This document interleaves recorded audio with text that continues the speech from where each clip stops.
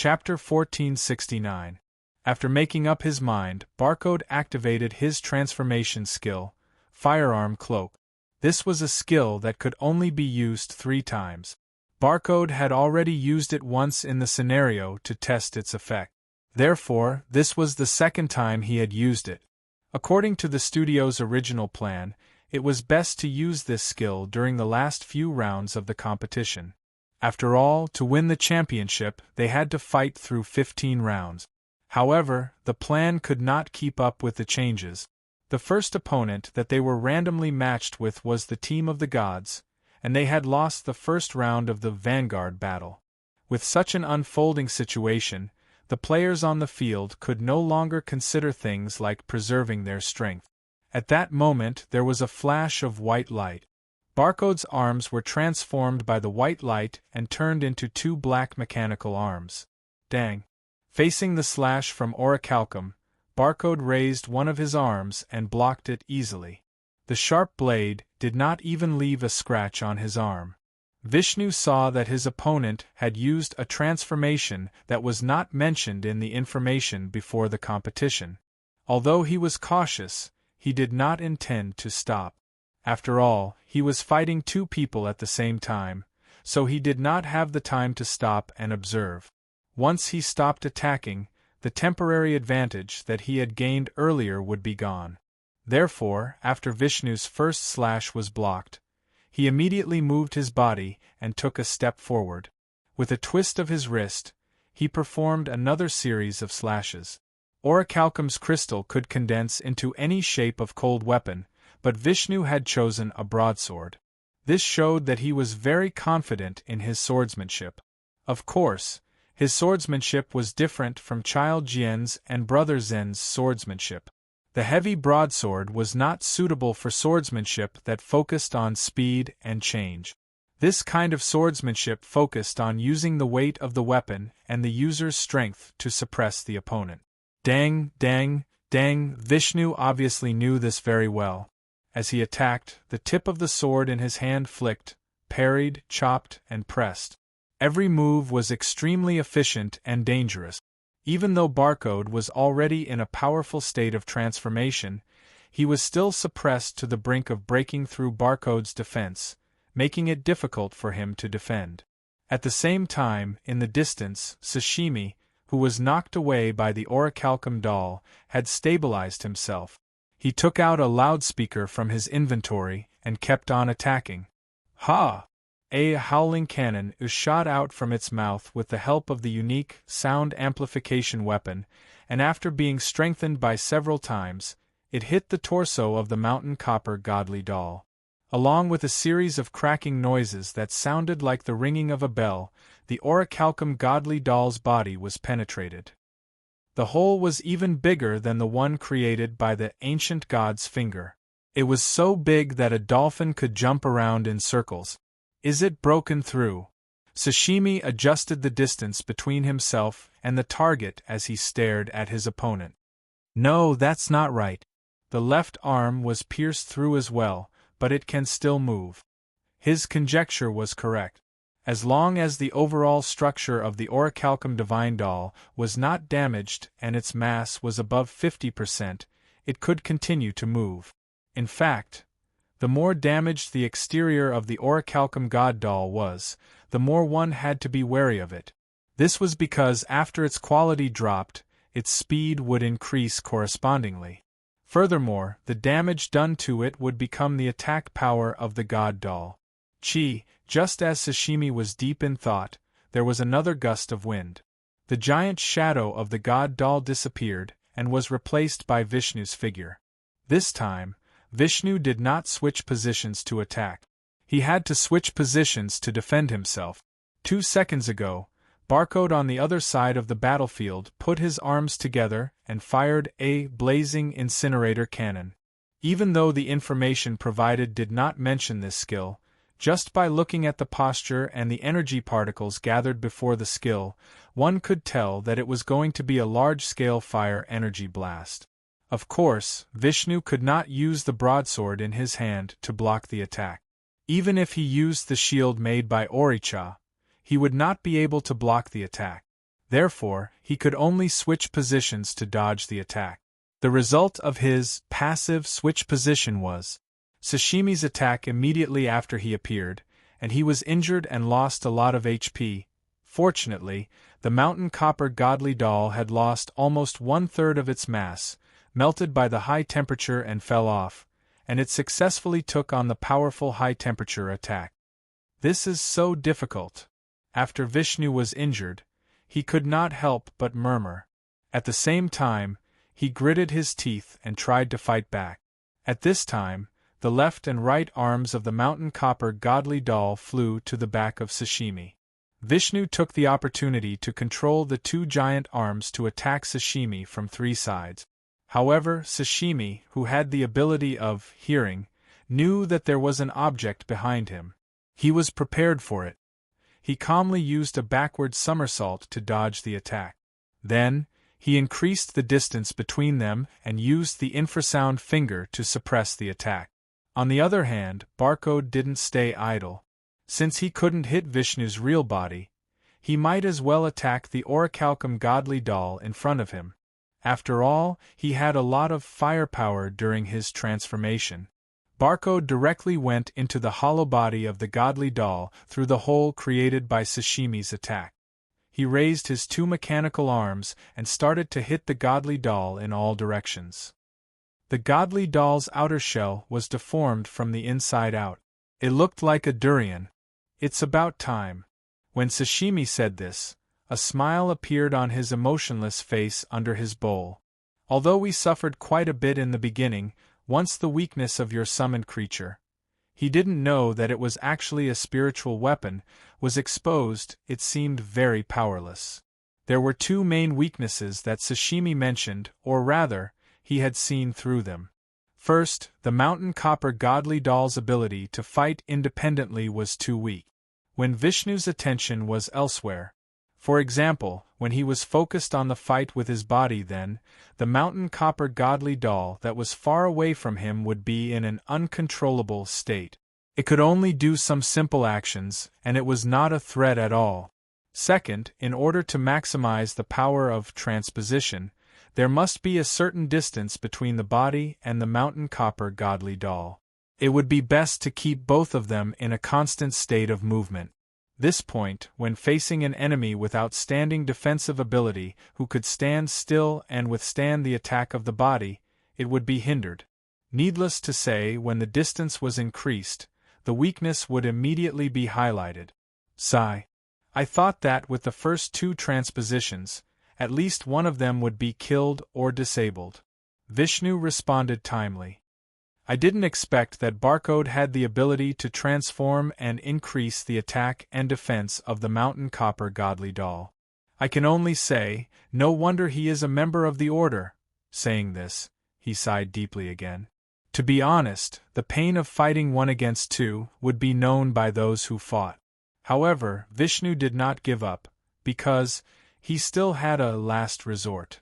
At that moment, Vishnu knew that he could no longer pose a threat to the mountain copper godly doll, so he decisively activated the strongest special effect of the mountain copper godly doll.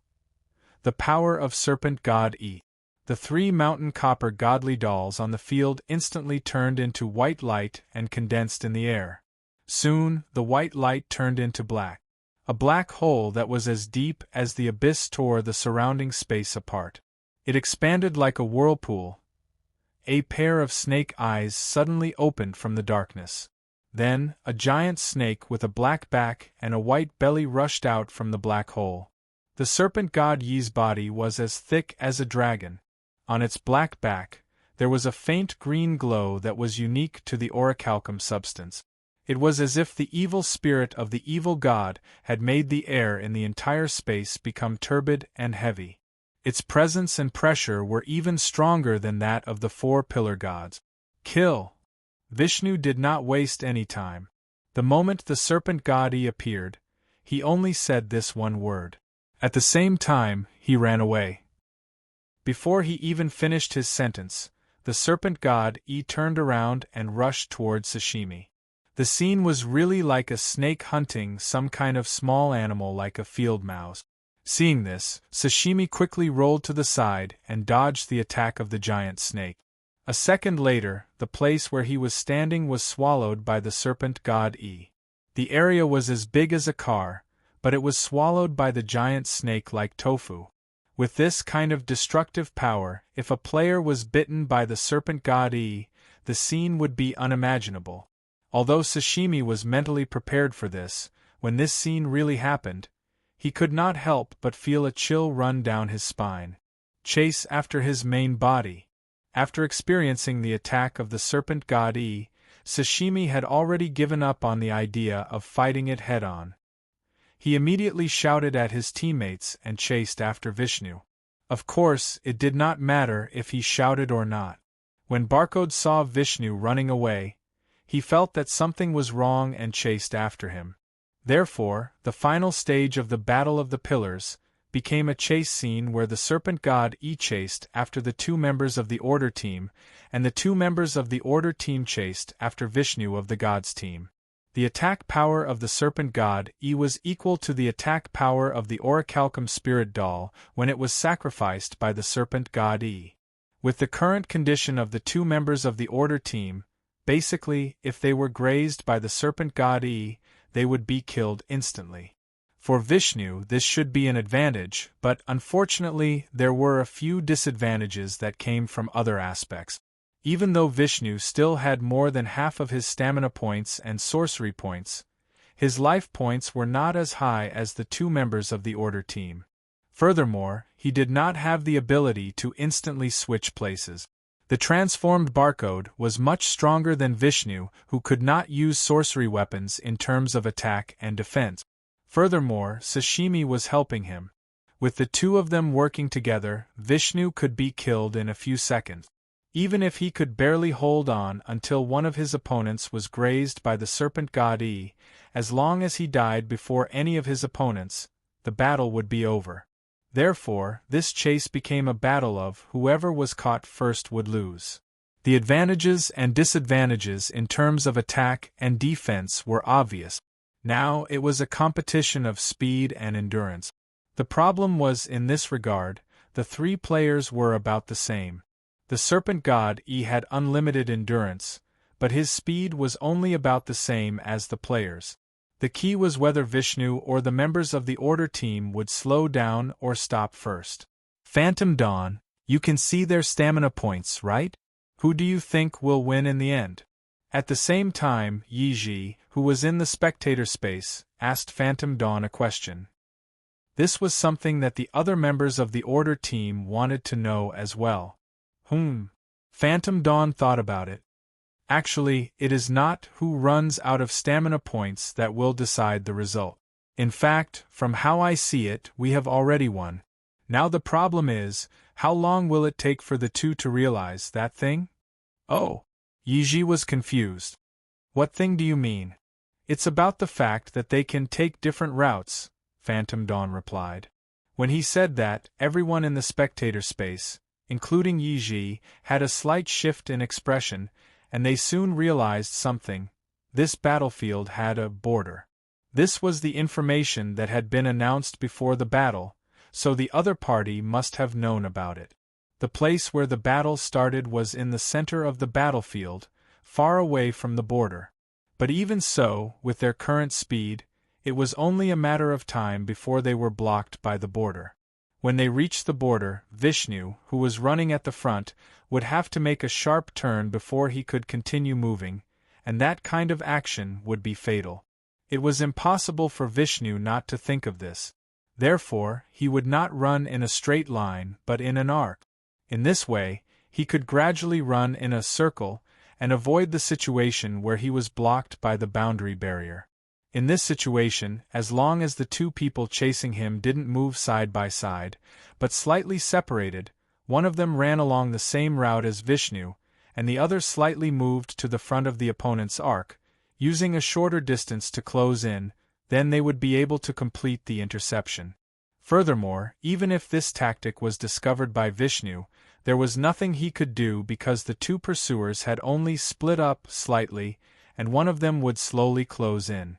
Even if Vishnu saw that and changed his route to run in the opposite direction, it would not exhaust too much of his pursuer's stamina.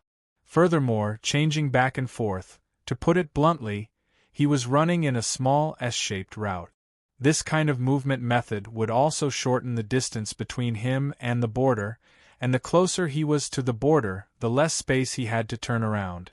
Sure enough, after running for a minute or two, Sashimi and Barcode both noticed that their opponent's running route was slightly off course and realized the reason behind it. The two of them exchanged a few words and decided that Barcode would be responsible for closing in, while Sashimi would continue to run in the same direction. After a while, Barcode was close enough to shoot while moving. He raised his two mechanical arms that were full of gun barrels and started to shoot. Normally, Vishnu could use the shield created by orichalcum to block this kind of attack. However, he could not use orichalcum's power when Snake God E was present. The suppressive fire made him feel very uncomfortable, so he had to adjust his route again to stay away from Barcode. Thus, Vishnu understood that it was impossible to run in a circle with his opponent. He could only run straight towards the border and wait until he got there. However, this wait until he got there. The three of them were all top-level players, and they were basically running at full speed. It did not take them long to reach the border. When they could see the border with their naked eyes, Vishnu suddenly launched an attack. His choice was reasonable. Instead of waiting until there was nowhere to go, it was better to turn around and attack when there was still space in front of them. However, how could the two old foxes behind him be so easily attacked? Sashimi had been monitoring Vishnu's heartbeat and blood flow along the way. He was prepared for Vishnu's attack and knew that there would be a sign a few seconds before it happened.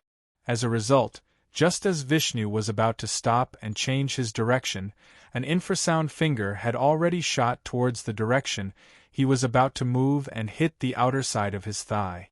This attack was not very strong, but it was enough to make his body stop moving. At that moment, Barcode raised his hand and fired a shot. This shot was fired by the sniper gun on his mechanical arm, because this was a skill that could only be fired by a sniper gun.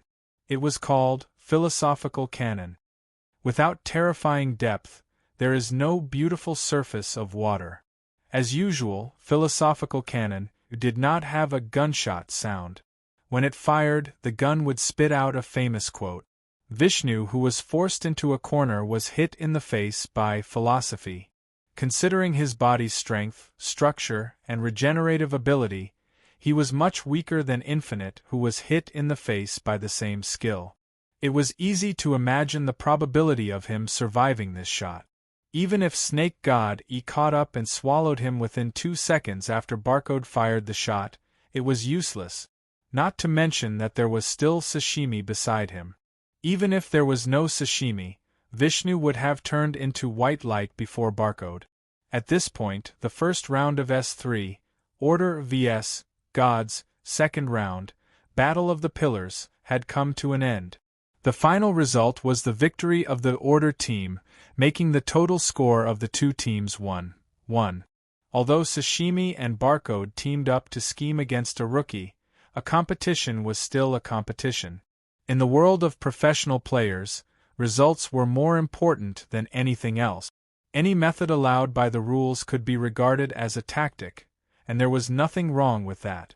Losing in the end for the sake of one's so-called face would be a disgrace to the name of professional players. 5 minutes quickly passed. Since both sides did not know who the other side would send up for the next round, there was no way to arrange a tactic. During this period of time, the main purpose of the team members was to buffer their emotions, sweep the match that they had just finished out of their minds, and prepare for the next match. The match will begin in 30 seconds. Once the break time ended, the system voice sounded. At the same time, the members of both sides who participated in the Battle of the Champions were sent into the battlefield. When the two players appeared in the Sea of Dirac, fake, all the viewers who were watching the live broadcast were stunned. What followed was surprise, confusion, excitement, and all sorts of other intense emotions. As for the members of the two teams in the spectator space, they all had a solemn expression on their faces. Phantom Dawn vs. Shiva. Who would have thought that these two people would actually meet in the position of Battle of Generals? But no matter what, since they were on the field, then, this Battle of the Champions would be a true Battle of the Best. Chapter 1470. The two looked at each other and did not speak. Until the barrier disappeared, neither of them moved. Moments later, it was Shiva who spoke first to break the silence. Meeting you in the third round has messed up our plan. I don't mind the arrangement, Phantom Dawn replied. But, after all, our opponent is Brahman. I can guess the reason why the higher-ups arranged for me to come out earlier. At that moment, there was no need for them to worry about the taboos in their conversation, because when Shiva entered the stage, his, or rather Brahman's, plan was as clear as day. Anyone could see that Brahman's intention was to end the competition within 4 rounds. The strategy was not wrong. As long as they could achieve a score of 3, 1 in the first 4 rounds, then the general of regulation, Phantom Dawn, would be eliminated before he even had the chance to fight.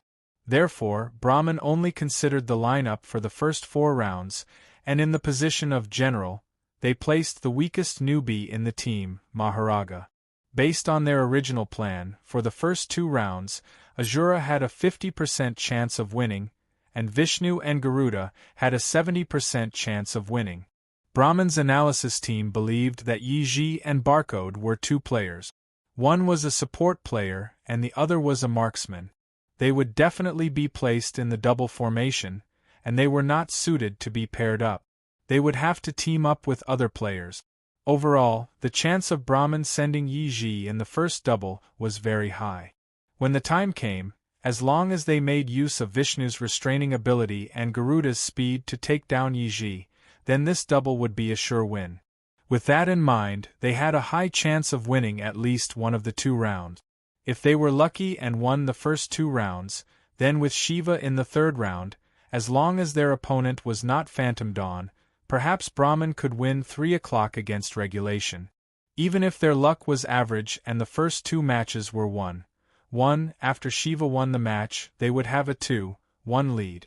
When it came to the second battle, Brahma and Yamaraja would be the combination of Brahma and Yamaraja.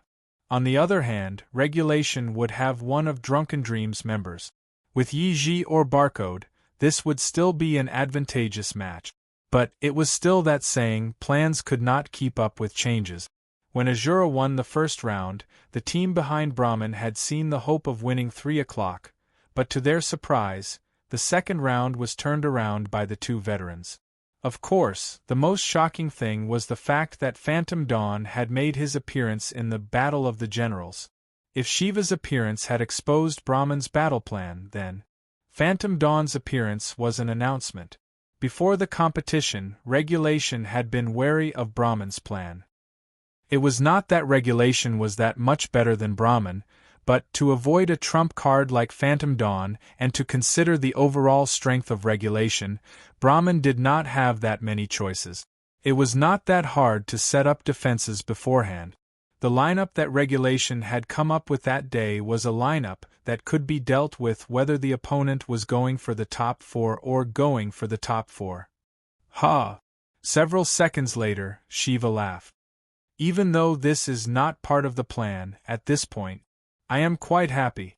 Because you get to fight me. Phantom Dawn had a general idea of how the man felt. That's right, Shiva said. This battle has allowed me. He opened his arms, raised his eyes, and raised his voice to say, and the audience to wait for too long. He paused for a second and took a deep breath. Phew. As the boss of a studio and the leader of the team, avoiding a fight with you is the right thing to do, but he could not help but laugh. Ha ha. As a professional, no, as a normal player. To be able to fight you on this stage, just the thought of it makes me so excited. Yes. At that moment, the desire to fight burned in Phantom Dawn's eyes, and his roguishness rose as well. Then, as he spoke, a condescending smile appeared on his lip. "Please try your best, use everything you have, and then, without any regrets, you will be defeated by me." Just as he finished, a powerful energy field bloomed around him and Shiva. From afar, they looked like two tornadoes that rushed into the sky. In the blink of an eye, the two rapidly expanding energy vortexes collided in the air. The energy vortexes that splashed out surged and scattered in all directions. Wherever they went, it was like artillery bombardment, leaving behind large craters. In the first round of combat or a battle, the two of them seemed to be on par. Shiva felt that the greeting was enough, so he raised his arms and slowly spread them to his sides. When he did that, the 8 stone plates of the heavenly hourglass floated above his head and shoulders, following the trajectory of his palms. 1 minute. When Shiva said that, he reached into his inventory and pulled out his legendary weapon, Rotting Mist. "If you are still standing after 1 minute, I will admit defeat." Ping ping ping ping ping. Following Shiva's declaration, 6 of the stone plates behind him shattered instantly.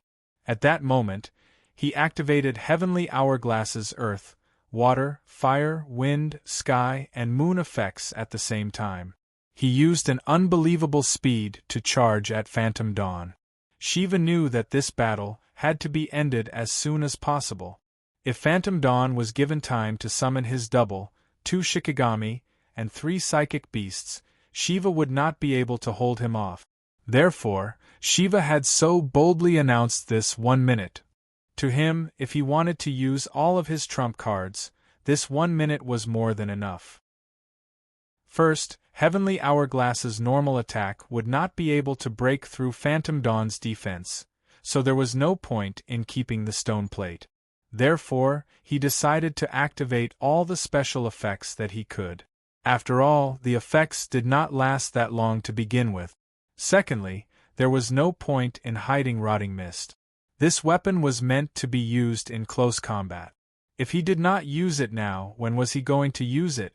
Other than that, his soul eye, the Eye of Destruction, and the special effect of the Stone Plate of Destruction were always on standby.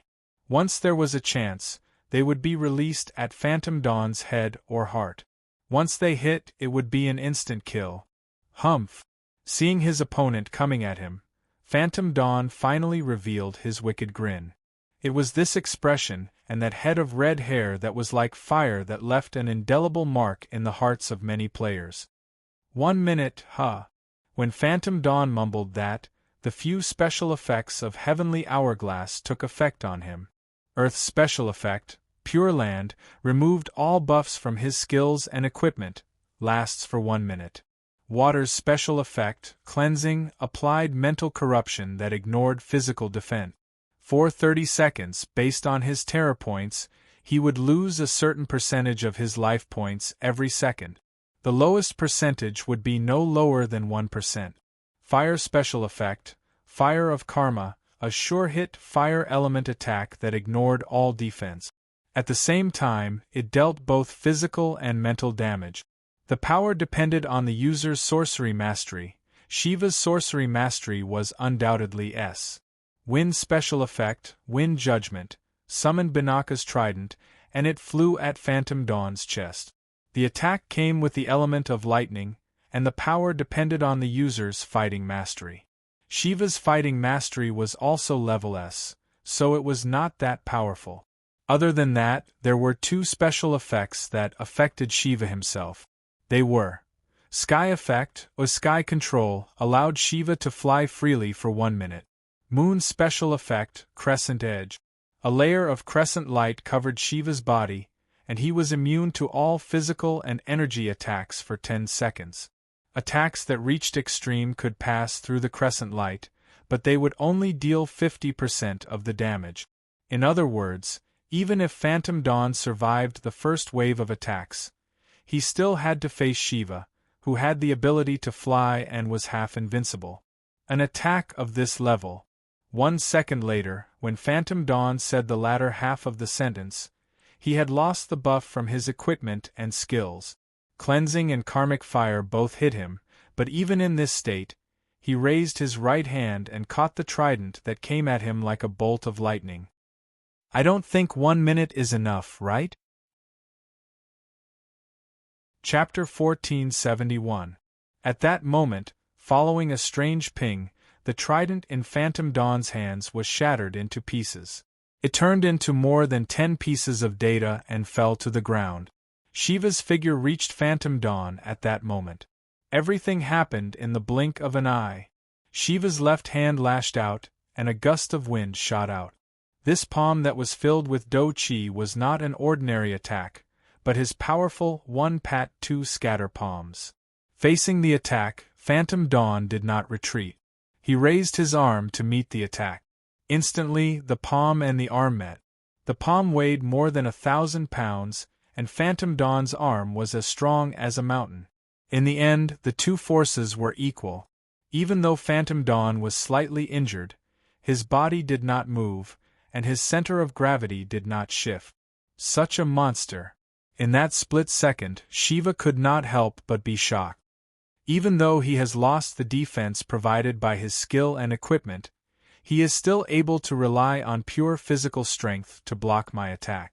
As shocked as he was, Shiva's attack did not stop. His left palm attack was blocked, but that did not stop the rotten mist in his right hand from following up. Chi! The sound of wind being cut rose, and the blade arrived. This long blade was incredibly sharp. With a horizontal slash, it had the power to split mountains.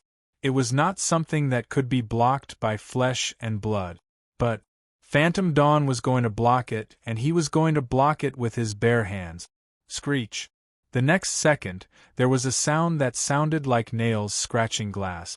It caused goosebumps to rise on everyone's skin. And it was Phantom Dawn's finger and the blade of rotten mist that had created this sound. This is preposterous. Looking at the blade that was held in place by his opponent's thumb and index finger, that was the first thought that crossed Shiva's mind. Yes, it was preposterous, so preposterous that it was scary. Phantom Dawn did not use some kind of skill like telepathic finger, which would have come from his index and middle fingers. He merely used the strength of his 2 fingers to hold the blade. When faced with this kind of ridiculous strength, most people, including many pro players, would feel despair in a short period of time. However, Shiva did not despair. Ha! He immediately roared and used the Tyrant's Fury.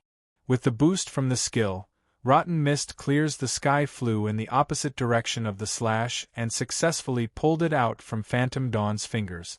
Theoretically speaking, this skill would make Shiva's body spin around 300 degrees in 1 second, and the blade would slash at Phantom Dawn's waist. But what really happened was, about 1 millisecond later, Phantom Dawn's kick landed on Shiva's back, and the latter was sent flying. Even though this kick seemed very casual, the power behind it was actually vast and majestic. Even though Shiva had used the power of Ride to resist the force that was pushing him away, he was still sent flying dozens of meters away like a cannonball. Wherever he passed, the wind would blow, and the dust would howl. Come again. Before Shiva could stabilize himself, Phantom Dawn's voice reached him. Hearing that, Shiva tapped the ground and turned back to look. He realized that the man was standing where he was and did not chase after him. But the condescension and arrogance on Phantom Dawn's face was getting more and more obvious. Such a scene infuriated Shiva. The competitive spirit of a fighter overshadowed the calmness of a professional player. The next second, Shiva gathered his chi and used his ultimate skill. Tianba's sky-shattering blast allowed Shiva to return to Phantom Dawn's side. Using the momentum, he gripped the blade with both hands and swung it down. The blade fell on his opponent's head. On Phantom Dawn's side, he had been prepared. When Shiva flew out, he had been secretly gathering his energy to gather the energy that had been scattered outside his body. At that moment, facing the attack, Phantom Dawn was not afraid. His palms parted and then came together. Using the empty-handed blade block, he once again blocked the fatal attack from his opponent. Ha! But at that moment, Shiva smirked coldly and let go of his weapon without hesitation. This change was out of Phantom Dawn's expectation, and it shocked the audience. Before they could react, Shiva used light smoke disappears to escape Phantom Dawn's sight and appeared behind him. You are the one who called me here. As Shiva spoke, his killing move landed. TZZT TZZT TZZT TZZT TZZT. Instantly, there was the sound of wind rushing through the arena. Shadows of fingers and fists landed on Phantom Dawn's back like a storm. This was a new skill that Shiva had created by combining Feng Shin Qi, an active skill that used the tip of the finger to attack the target's nerves through the muscle. After a precise hit, the target would be paralyzed for several minutes, and another assassination skill that used pressure points as the foundation.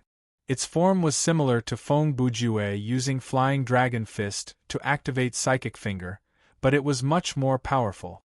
Phantom Dawn, who was ambushed, did not have time to react, and he took the brunt of the attack head-on. A skill that combined the strongest finger and the strongest punch. Even Phantom Dawn would not be able to escape unscathed from such a skill. As the energy seeped into his body, Phantom Dawn's whole body was paralyzed. At least for those few seconds, his upper body could not move at all.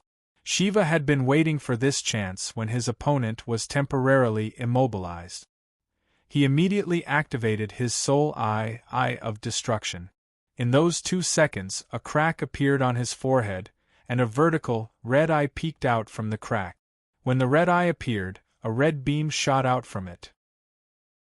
It disappeared in a flash and aimed at the back of Phantom Dawn's head. Whoosh! After a loud bang, the pure energy beam pierced through Phantom Dawn's head. When Shiva, who stood behind Phantom Dawn, saw the bloody hole the size of a bottle cap on the back of his head, his tense nerves relaxed slightly. But he only relaxed for 2 seconds. 2 seconds later, his blood pressure, adrenaline, and terror points rose rapidly. Because, why did you stop? Phantom Dawn did not die. Not only did he not die, he even turned his face around to speak. By then, Phantom Dawn's entire left eye socket had turned into a bleeding hole. In this state, he spoke to Shiva with a wicked smile on his face. Whoosh! Shiva did not say a word and used moon-picking flame to slap the man's face.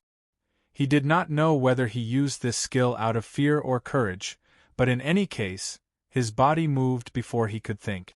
However, his flaming, spiraling rising dragon was interrupted just as he was about to make a move. With a slap, Phantom Dawn used one hand to grab Shiva's fist, which was burning with energy, and forced Shiva back into the air. Come! Then, Phantom Dawn used his other hand to pass Shiva the black mist that he had given him earlier. Take this. You have 20 seconds left. Fear. That was the strongest emotion that Shiva could feel at that moment. Not only Shiva. The scene before them had planted fear into many people's hearts. Be it those who were watching the livestream or those who came to watch the recording, be it the participants, normal players, or the workers from the gaming studio. Other than a certain person who did not know fear, when everyone saw this they thought it was too scary. After accepting his weapon, Shiva did not attack. It was not that he did not want to move, but his right fist was still in the man's grasp, so he could not do anything rash. By the way, I have to tell you. As Phantom Dawn spoke, he slowly let go of the man's fist. Due to my high resistance to control skills, even though it hasn't been 1 minute, your Pure Land has already lost its effect. While he was speaking, a white stream of light appeared on the wound in his left eye. This was some kind of data-level recovery ability. You're telling me this, Shiva said. Are you trying to persuade me to surrender? Regardless of whether I tell you or not, Phantom Dawn said. You're going to surrender in 10 seconds, aren't you? Shiva mumbled. You have a point. That was indeed a point. No matter what happened to Phantom Dawn, since Shiva had said that if his opponent was still standing after 1 minute, then it would be his loss, so when the time was up, he had to surrender. With that in mind, Shiva stopped hesitating. He raised his blade and charged forward. The last 10 seconds were a battle to the death. Fast, so fast that one could not even blink. Fight, fight until the ground cracked and clouds flew. Phantom Dawn, who had regained his equipment and skill, thought that he could deal with the enemy easily, but who would have thought Shiva had given up all his defense and skills to attack with everything he had? It was unclear whether he had broken through some kind of bottleneck in this kind of situation, because several seconds later, his speed and attack changed. His footsteps changed, and he moved like the wind. His energy reignited, and his blade returned. Seeing that the 1 minute was almost up, Shiva seemed to have turned into a different person, and he managed to suppress Phantom Dawn. 30 seconds earlier, inside Su Huaishang's meeting room. At that moment, the members of Underworld Frontline, who had finished their match, were watching the match between Regulation and Brahman. If my guess is right, Shiva will use Annihilation at the last second, right? Looking at the situation, Snow said with some thought. So what if he uses it? It won't change anything. Feng Bujue collapsed on the sofa, and he had an expression that said, I've seen through this already. How can you be so sure that Phantom Dawn will win? Xiao Tan, who was beside him, asked with suspicion. Ha! Brother Ju laughed drily. Haven't you guys realized? Realized what? Xiao Tan and Snow asked in unison. Since the start of the match, Phantom Dawn has been standing in the same spot. Ruo Yu answered the question on behalf of Brother Ju. Other than the necessary turn, he has not moved one step to the side. Also, before Ruo Yu finished, Su Huaishang added in a low voice, all of Shiva's skills and attacks. Phantom Dawn chose to parry or take them head-on. Not once did he respond with evade. Certain things were fine if they were not explained in detail, but once they were explained, it would be very scary. Xiao Tan and Snow did not realize this initially, but after hearing the explanation from the two heroines, their faces twitched. Do you understand now? Feng Bujue looked at the two of them and said, as the saying goes, victory depends on the will to fight. For Phantom Dawn, winning the match is actually very easy. He only needs to summon a few summons during the 30 seconds of preparation. He paused for half a second and shrugged. He is fighting like this now, not only to win, but there is also another strategic reason. Time returned to the present on the battlefield. The time limit for Shiva's 1-minute declaration was almost up.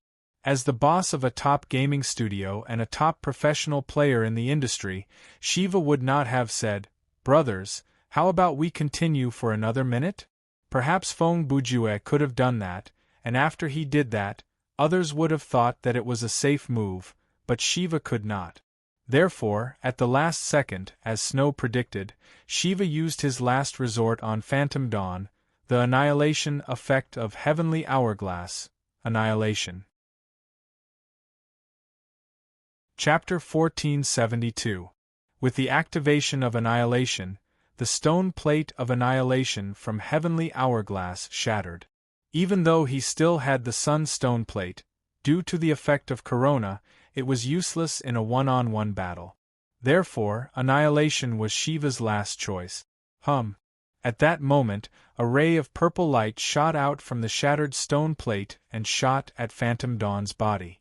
To be honest, the attack speed of Annihilation, which was the speed of the light beam, was very mediocre. Even casual players had a certain chance of dodging the moment they saw the light beam.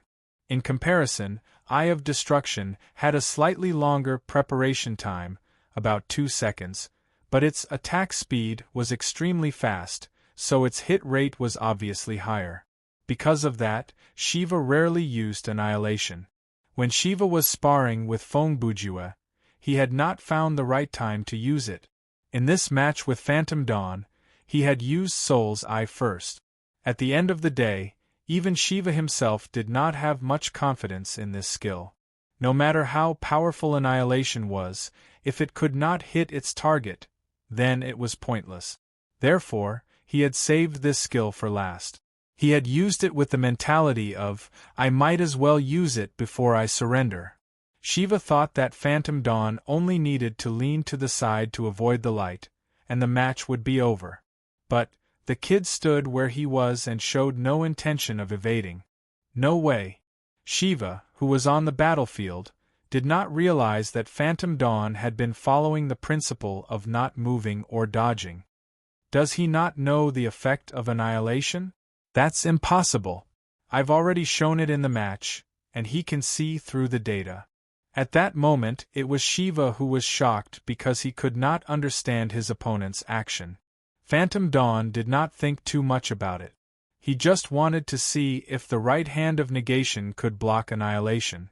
A white light enveloped Phantom Dawn's entire right arm. He waved his right arm, and it met the purplish beam head-on. In an instant, the palms collided, and the two extreme forces finally collided. The light was as bright as day, and the light was as dark as night. The two forces clashed, and the void shattered. The right hand of negation's effect was negating all destructive power. As for annihilation, it could destroy all matter and non-matter. Based on the description alone, there was no doubt that these were two contradictory abilities with the nature of causality. As for which one was stronger, he would only know after trying it out. That day, Phantom Dawn had tried it himself, and the result was, TSK. So, it is your skill that is better than mine. After the energy dissipated, Phantom Dawn's body was still standing, but he grumbled with annoyance. I used 6 hours of my life to perform this skill, and it still failed to achieve absolute defense. Looks like I'll have to be more careful in the future. At the same time he said this, a black energy of annihilation wrapped around his right arm. Like a ball of flame, it jumped and wreaked havoc, continuously disintegrating and destroying his limbs. But there was also a white light that was repairing his arm at almost the same speed, and it could even be said that it was even faster than the black energy. From Shiva's perspective, Phantom Dawn's arm was like a special model created by a bug in the game. It was sometimes complete and sometimes incomplete, but it somehow maintained its form. Phew!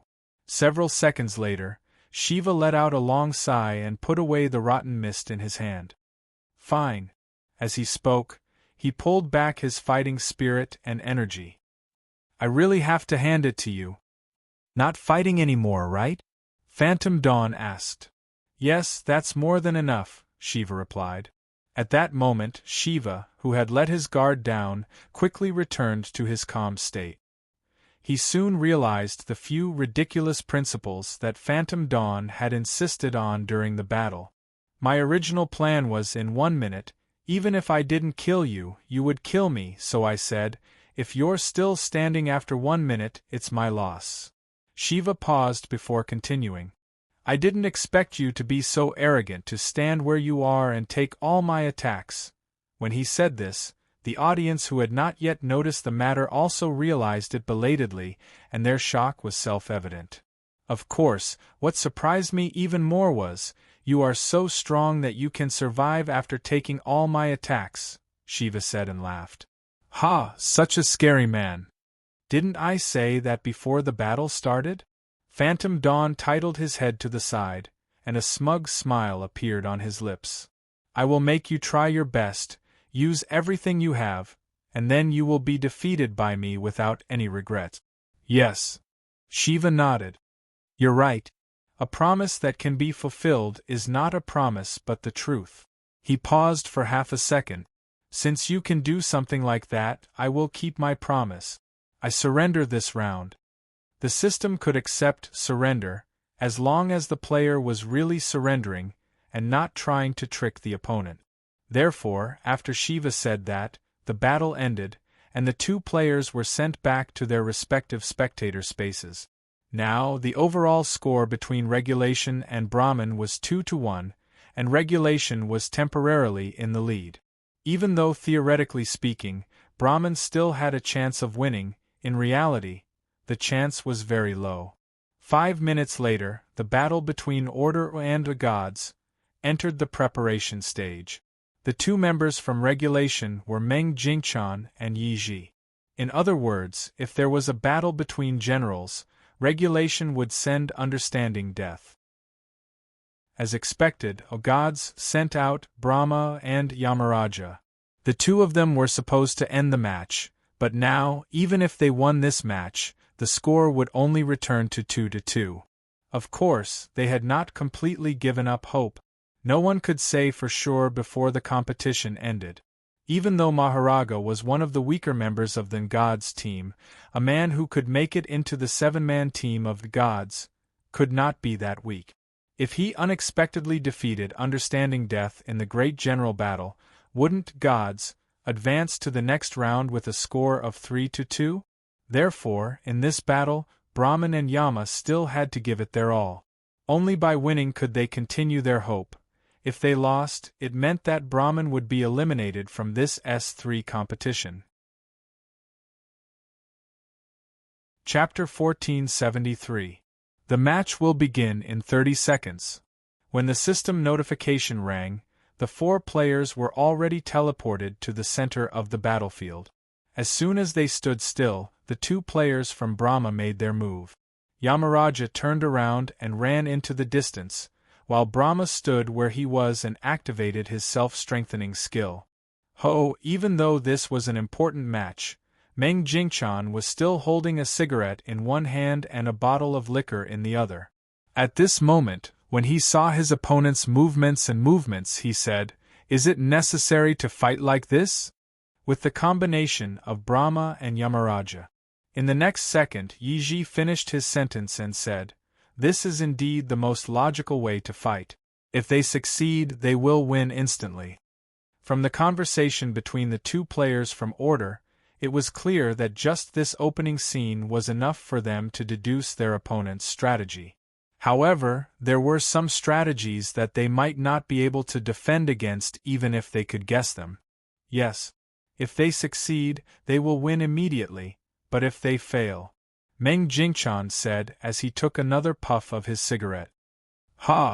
He blew out a white smoke ring. When the smoke ring rose slightly, he blew another puff. Huff! He blew the smoke ring away. The opponent must have considered the risk of failure more thoroughly than us. If they dare to use that kind of fighting method, it means that they are willing to take that kind of risk. Yi Ji added, "In any case, no matter what they do, we just have to deal with it as we see fit." Understood, Brother Zen replied as he took another swig of liquor. Gulp. "I'll do my best." 30 seconds of preparation time was not long, and it passed in the blink of an eye. With a fight, after the system countdown, the barrier in the battlefield disappeared. Then, boom! There was a deafening explosion. A pillar of divine light shot into the sky. An unbridled figure. It was a fierce killing move. As soon as the battle began, the great Brahma Battle Dipper's might was released first.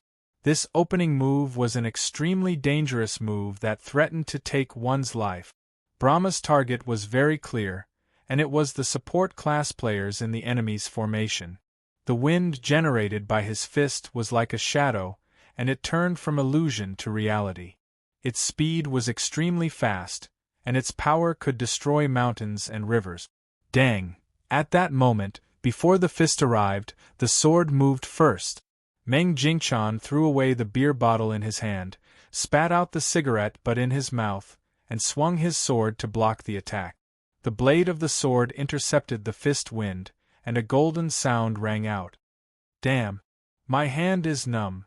Meng Jingquan didn't expect that after the exchange of blows, there wouldn't be a scratch on his opponent's arm. Instead, it was his sword-wielder's hand that was numb. "Is your arm made of titanium alloy?" "Not really." Unexpectedly, Lord Brahma, whose attack was blocked, actually turned his head and responded to Brother Zen's ridicule. "This is called God's Do-Chi armament hockey change. There is no doubt that it is an ability that has not been recorded in your intelligence." When he said the word strength, suddenly, his figure flashed, bypassed Meng Jingquan, and once again approached Yi Ji and attacked fiercely. Hey! Are you done yet?" Meng Jingchan seemed to have already seen through his opponent's intention. Once again, he attacked first. With me here, don't even think about touching our support class. TCH. Brahma's surprise attack was blocked again, and he was somewhat unhappy. Using words to distract you really doesn't work. That depends on who uses it and how it is used.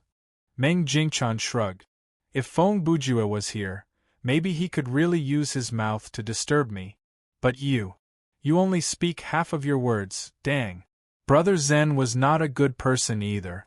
When he was halfway through his words, he suddenly attacked Lord Brahma's lower body with a cold sword. But he did not expect that his slash that could split mountains and split water did not even leave behind a single scar on Great Brahma's leg. It only caused another golden ring to ring. This method of speaking half of your words and attacking when the opponent's attention is distracted. You are quite good at it. Lord Brahma continued the unfinished words of his opponent, and as he spoke, he attacked with a series of moves. Well said, well said. Same to you. Brother Zen raised his sword and fought with his opponent. In terms of words, he was not at a disadvantage. Of these two people, one's fist was like a tiger, using strength to break through skill. The other's sword was like a dragon, combining strength and softness. Fists and swords were exchanged, and there was a rustling sound.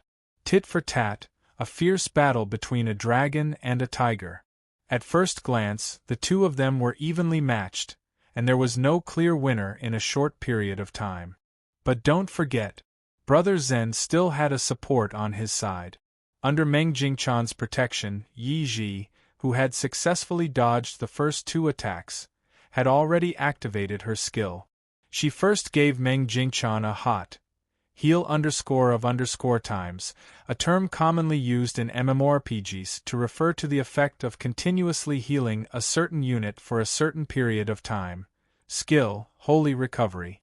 Then, she took out a small sketchboard and a pen from her inventory and started to draw something on it. Name: Time Difference Sketch Skill Card Type. Active, Permanent Skill Type. General Effect. Immobilize, cooldown, 1 hour. Target will be locked for 30 seconds after casting.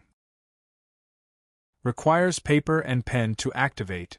Consumption: 200 mana points. A learning requirement. General ability S, workmanship B. A remark. After the death of the Master of Time, the power of time became one of the powers that could be freely shared in the universe. This skill was created by an expert who could sense and connect with the power of time. The person who mastered this skill can use the form of a sketch to capture the afterimage left behind by the target in the flow of time and affect the target's actual body. This was undoubtedly a very rare skill. From the description, it could be seen that before the end of the Twilight of the Gods event, this skill simply did not exist. Even though there were quite a number of control skills that could be used on players, a skill like this that could last for a long time and had a strong effect that could achieve complete suppression was very rare. One could imagine that if the skill was successfully activated, no matter how high Lord Brahma's defense was, he would be dead for sure. Of course, for such a powerful control skill, there was bound to be a limit. The problem with Time Difference Sketch was that the caster had to spend a certain amount of time to draw the target's figure. The act of drawing was considered part of the skill's effect and had nothing to do with the caster's skill in drawing. During this process, if the caster's drawing was interrupted for more than 3 seconds, they would have to start from scratch. At that moment, even though Lord Brahma had no idea why Yi Ji was drawing there, before this match, Yi Ji had never shown Time Difference Sketch to anyone outside the studio. Based on his experience and common sense, such a troublesome preparation process had to be to prepare for a very troublesome skill. Naturally, Lord Brahma would not just sit there and wait for his death. Even though he was locked in a fierce battle with Meng Jingchan, he was also looking for an opportunity to interrupt Yi Ji's drawing. On the other hand, on Brother Zen's side, although he still had a calm expression on his face, he knew very well that this wave of attack and defense was dangerous for him. Lord Brahma, who had activated God's combat aura, armament hockey change, was several times stronger than Meng Jingqian in terms of offense and defense. The reason Brother Zen was able to resist until now was that before the barrier disappeared, Yi Ji had already given him a melee enhancement buff that lasted for 10 minutes. Relying on this buff, as well as a slight advantage in speed and moves, Meng Jingqian was barely able to deal with Lord Brahma until now. However, as the battle progressed, Lord Brahma gradually found out where Meng Jingqian's limit was. This made the former's attacks become fiercer and fiercer, and he gained the upper hand in both offense and defense. The duration of this armament hockey is quite long. Meng Jingqian, who was at a disadvantage, immediately thought to himself, "But Yi Ji's skill should be effective soon." While thinking, he glanced at his teammate from the corner of his eyes. The question is, when will Yamaraja's move land? Some things, especially bad things, just couldn't stand the thought of it. Whoosh! Just as Brother Zen was muttering to himself, a red beam of light suddenly lit up the sky in the distance and roared toward them. This was the core of the tactic formulated by gods to deal with this 2v2, the permanent version of Dragon Break. Chapter 1474. Actually, God's strategy could be summed up in 2 sentences. Brahma would go and distract the 2 opponents, while Yama would use Dragon Break from afar to end the battle. Was it simple? It was simple, but how would it be countered? It was hard to counter. Based on the previous 3 matches, there were only 3 possible combinations that gods could send out for this 2v2 battle. Considering that the lineups were all submitted before the match and could not be changed, the chances of a support-type player like Yi Ji being assigned as the general was very slim. Therefore, it was very likely that Yi Ji, Meng Jingqian, or Understanding Death would be sent out for this general battle. If that was the case, it was no surprise that gods had decided on this bombardment tactic beforehand. According to what they had discussed in advance, no matter what the members of Order did, Yamaraja and Lord Brahma would have a corresponding response. For example, when the barrier disappeared, if the 2 Order players were still in place, then Great Brahma would go up and fight 1 against 2, dragging it out until Dragon Break / arrived. Then, he would take damage together with the enemy. If the 2 players went after Yenemo at the same time, then Great Brahma would focus his attacks on Yi Ji and stop her from moving, while Yenemo would target the other player with his spells. This way, no matter whether Yenemo could successfully cast his spells or not, Great Brahma would be able to take on a support player by himself. He had a very high chance of killing his opponent in a short amount of time. It would be even better if the opponent ran away before the barrier disappeared. Dragon Break was much more powerful than Snow's missiles in terms of range, and power. As long as the caster aimed at the target, it was almost impossible for the caster to escape from the range of the spell. If the 2 members of Order ran together, Great Brahma didn't even need to chase after them. He could just watch them get hit by the spell. If they split up and ran in 2 different directions, Great Brahma would chase after Yi Ji and have Yamaraja aim the Dragon Break at the other person. In conclusion, this bombardment tactic was basically undefeatable. No matter how they fought, the 2 members of gods would gain different degrees of advantage. Of course, judging from the conversation between Meng Jingqian and Yi Ji, they actually had a way to deal with this tactic. Boom! In an instant, the Dragon Break / exploded. An orange-red semicircle of magic energy slowly expanded on the battlefield and swallowed the 3 people who were still fighting in the center of the battlefield. At the edge of the energy explosion, violent waves surged outwards, and the wind and clouds surged. The range of the explosion had clearly expanded to an extremely exaggerated extent, but there were still no signs of it stopping. More than 10 seconds later, when the destructive radius of the skill was almost enough to cover an area as large as a city, the surge of energy finally began to fade. The light gradually faded, and the rumbling of the world slowly stopped. After the dust settled, the first person to appear was Brahma.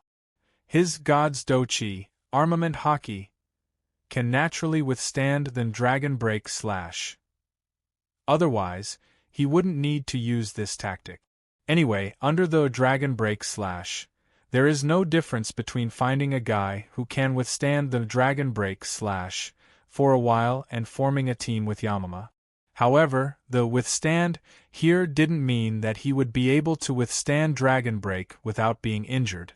It meant that he would be able to withstand dragon break without being killed in one shot. Even though Brahma was in an enhanced state, he still lost 75% of his life points after being hit by dragon break. One could only imagine how much damage the other people who were hit by dragon break suffered. However, as the saying went, everything was calculated, but there was still one move left. The two members of Brahman did not expect that Yiji and Zen Dream would both survive the barrage of magic that was like a meteor crashing into the ground. Furthermore, they were completely unharmed. Phew! This is really... Brahma, who was still smoking, looked at the two opponents in front of him and said while gasping, "This is a bit unexpected." As he spoke, the D combat aura on his body quickly dissipated. It seemed that the attack of Dragon Break not only reduced his life points by a lot, but it also exhausted his enhanced skill to the limit. Hiding a few skills outside of intelligence is not your specialty, Yiji said as she removed the force field around him and Meng Jingchan. However, your D combat aura, armament haki, did surprise me a little. I thought you were going to use a defensive skill to withstand Dragon Break. I didn't expect you to use an enhanced skill that we don't know about. Defensive skill? Brahma repeated these three words and thought for a while. You mean, invincible King Kong body? He smiled bitterly. That can't withstand an S-level magic attack with additional activation conditions. He sighed again. Sigh. Of course, that kind of thing doesn't matter anymore. At the end of the day, it was because we underestimated you that we came to this point. He was right. The biggest mistake that gods had made in this battle was that they had underestimated Yiji's strength. Admittedly, she was only a support-type player. Healing and sorcery were a very common combination. Many support-type players trained by studios would take this route. Therefore, everyone naturally thought that she was no different from the support-type players of other studios. She was the kind of target that needed to be protected in battle. But in reality, Yiji's combat power was enough for her to deal with those top players. On this basis, she also had another advantage, and that was, because she had always been the support of the top experts, she rarely had the chance to display her full combat strength. But when it came to the competition, those abilities that she had never used before would become strange moves that could defeat the enemy and win. Hey, I'm also very important, okay? 2 seconds later, Meng Jingchan looked at Brahma with narrowed eyes and interrupted. Although Yiji's skills neutralized your tactics and gave us an extremely advantageous situation, at this moment, my sword is what turned the advantage into victory. Humph! Brahma heard this and sneered. Then, he suddenly roared, "Don't think that you've won." The roar pierced through the sky and pierced through the clouds. A swift and fierce ultimate move was launched at the sound of the roar. After Brahma calmed down his breathing, his battle energy ignited again. His figure flashed and his fist came again. When Meng Jingchan saw this move surging with killing intent, he knew that this was his opponent's final move and didn't dare to be careless. He immediately moved his right wrist, and a surge of sword energy converged on the blade of his sword and soared up. In an instant, his killing body crossed, and his fist and sword joined together. There was a saying, the killing intent spread out, and the sword intent swept across all directions. In the red blood and dust, the power of the move was silver. This short exchange of attacks and defenses sent chills down the spines of many people, but it also made the blood of tens of millions of people boil with excitement. The layman saw the spectacle, but the professionals saw the horror in this exchange. When the attack was unleashed, the one who fell was Brahma. Without his battle energy, he was no match for Brother Zen's sword energy, and he collapsed into a pool of blood before disintegrating into white light. At the same time, Yenemo hurried back from afar, and she just so happened to be within her opponent's line of sight. She also happened to witness the death of her teammate. However, there was nothing she could do. Yenemo knew that the reason why Brahma didn't run toward her was because he was certain that Meng Jingchan was faster than him. If he tried to escape from an enemy who was faster than him, not only would he fail, he would also expose himself. Yenemo also knew that with her speed, there was no way that she could escape from Meng Jingchan. As such, she made a decisive decision to fight. In the blink of an eye, Yenemo waved her arms and formed a circle with her palms. As she channeled her energy, a spell was formed. Meng Jingchan and Yi Ji saw this and attacked at the same time. The former stabbed forward with his sword, while the latter gathered her spiritual energy to boost the attack. Their speed increased again, and their swords shone brightly. Fast, even faster than fast. Meng Jingchan's flying star moon-chasing arrow was both a sword technique and an arrow technique. He was the sword, and he was also the arrow. The arrow pierced through the enemy's body, and the enemy's body was torn to shreds. This attack was as fast as lightning, interrupting Yen Mo's spell casting and taking her life in the process. The result of this battle was revealed. For Meng Jingchan and Yi Ji, this was not only a victory for them, but also the end of the battle between order and gods. Chapter 1475. March 21st was undeniably a busy day for those who worked in the gaming industry. There were a total of 13,352 matches in the first round of the tournament for the best S3. Even if one ignored the matches between non-professional teams, there was still an endless amount of battle reports worth following up on. Of course, the most eye-catching news was the battle between gods and order. There were many things that were worth following in this match, and one of the hottest topics was, who will be able to stop Phantom Dawn? Even though the general public had many different answers to this question, obviously, the answer of Feng Bujue was the most common. It was unclear when it happened, but Brother Ju had become a special solution that people would come up with when faced with impossible problems. How to fold a piece of paper more than 7 times. Let Feng Bujue try.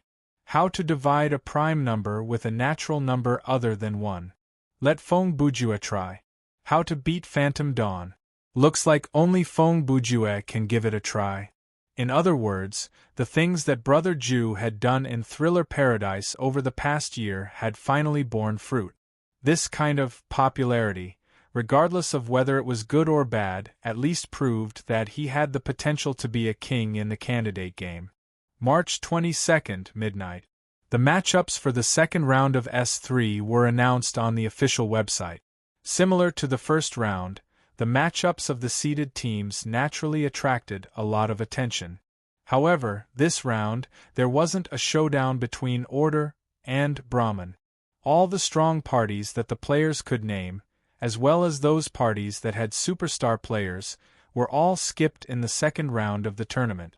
Even so, the popularity of the competition was still very high. This was because, in the first round of the competition, there were many teams made up of folk experts, who displayed amazing strength. They had already reached the level where they could threaten the professional teams. Therefore, in the 24 hours after the list was announced, whether it was the data analysis team of the professional gaming studios or the think tanks of the non-professional teams, all of them were intensively studying the recordings of the first round of the opponents. The real intelligence war officially began from this round. March 23rd, midnight. The second round of S3 began. There were a total of 13,353 teams participating in this round. Among them, 13,352 teams would fight against each other. The remaining team would have a bye. Other than the bye team that would advance directly, the rest of the teams would still be in half and half. After the competition, 6,676 teams would be eliminated. The opponent that Underworld Frontline encountered this time was called the Disputed Alliance. It was a party made up of 7 former professional players. In a way, it could be said that the two teams were fated because these former professional players were all veterans of Zombie Blade. Speaking of Zombie Blade, over the past few days, many things had happened to the company. A few months ago, the boss of Zombie Blade had suddenly disappeared from the face of the earth. A few days after that, their studio had been visited by various government departments. After a short week of investigation, Zombie Blade ended up in a state of being confiscated and shut down. Even though it was just a gaming studio, the profit chain behind it was quite eye-opening. During that period of time, news about Zombie Blade had been leaked almost daily. They said they were in cahoots with illegal drug companies, smuggling organizations, and even some said they were in cahoots with a gambling organization. Some of these rumors were real and some were fake. Even the insiders had no idea what was going on, much less outsiders. To cut the long story short, the investigation and handling of Zombie Blade was extremely efficient. It only took them 2 weeks to finish the job. The news on the internet did not last that long. After all, the netizens only had a week's worth of memory, so the people's attention soon moved on to other hot news. After that, many people in the management of Zombie Blade disappeared from the public eye. They would never have the chance to return to the gaming industry. The players who left Zombie Blade did not have a good time either. They were not that good to begin with, and they could at most be blue-collar players in a first-tier studio. After the fall of Zombie Blade, their experience there became a dark history. Other studios would not spend the extra money to hire a few blue-collar players. They would rather hire new players. Therefore, most of these former Zombie Blade players announced their retirement and became former professional players before joining the streamer industry. The team that Hell Frontline was up against, Disputed Alliance, was made up of 7 streamers who had once joined Zombie Blade. Even though they were former professional players and their characters were remade after Zombie Blade was shut down, as the saying went, a starving camel is still bigger than a horse. The gaming skill and competition experience of these 7 were undoubtedly at the professional level. Other than that, since they had crushed their opponent 3-0 in the first round, in terms of intel, they did not reveal too much about themselves. They were a rather troublesome team. Once again, to cut the long story short, for the first 3 matches of this round, Brother Ju came up with Vanguard Battle, Su Wai Shang Backbone Battle, Ruyu Ruoli, Flower on the Rock Battle of Generals, Feng Buju. Such a lineup. In less than 15 minutes, Hell Frontline swept their opponents 3-0 and successfully advanced to the 3rd round. By the way of these 15 minutes, 10 of them were breaks between matches. Just like that, the 2nd round of the competition ended in a lively but not intense atmosphere. All the seeded teams advanced to the next round without any danger. There were no unexpected surprises, and there was no big fight like in the first round. However, among the non-seeded teams, there were a few teams made up of casual players, or rather, normal players who stood out from the rest of the world. After 2 rounds of battles, the hidden experts had more or less figured out which of them were the real experts with stable strength. On the morning of the 24th, the matchups for the 3rd round were announced. Finally, the battle that could be called the focal battle appeared once more. This time, there were 2 matches that were worth paying attention to. The first match, Heaven and Earth against Mountain River. This was a battle between 2 top gaming studios, and it could be said to be a grudge match. The second round, Red Sakura against Heaven's Gate. The former, after losing their trump card, Li Su Huaishang, still maintained a clean score and advanced into the 3rd round. The new trump card that they were currently training was also highly anticipated. The latter, on the other hand, was a team made up of casual players. Heaven's Gate had also made a clean sweep all the way. Moreover, the 4 players in the team that had appeared so far had all displayed professional-level combat power. It could even be said that they were dominant-level combat power. This also made them a dark horse with great potential in the eyes of many people. Chapter 1476. At midnight on the 25th of March, the third round of the tournament for the best S3 began. There were 6,677 teams participating in this round. Since the number of teams was still an odd number, one team would advance to the next round. The remaining 6,676 teams would have to fight each other to decide who would stay. Underworld Frontline's opponent this round was Sect of Fireball. This was also a team made up of casual players. From the recordings of the previous 2 rounds, Sect of Fireball was not as strong as Disputed Alliance. Therefore, Feng Bujue used the same lineup as the previous round and defeated his opponent with a score of 3-0. Then he followed the others back to the conference room to watch the livestream. Brother Bujue and the others were quite interested in the 2 main matches that night, especially the match between Red Cherry and Heaven's Door. For Su Huaishang, who had just left Red Cherry, there were many things worth observing. But to their surprise, when they turned on the livestream, what they saw was, what? It's 2-0 already? When Su Huaishang saw the score and the match situation on the screen, she couldn't help but gasp. Let me see. Feng Bujue looked at the screen and said, in the first match, Tai Haitang was defeated in 1 minute and 12 seconds. In the second match, Blood Rose and Hyacinth only lasted for 40 seconds. He shrugged and laughed drily. Looks like if we came a few minutes later, we wouldn't have to watch the livestream anymore. We could just watch the recording. If I remember correctly, Ruoyu said thoughtfully, Tai Haitang's main masteries are workmanship and marksmanship. With the 30-second preparation time rule, her masteries should have a huge advantage. There's also the summoner's Blood Rose and Hyacinth as support combination. It won't be that easy to kill them, Xiao Ling added. But, Feng Bujue continued, no matter what the theory is, the reality is, they have already lost and they were defeated in a short amount of time. If you think they are not weak, then there is only one conclusion left. Their opponents are too strong.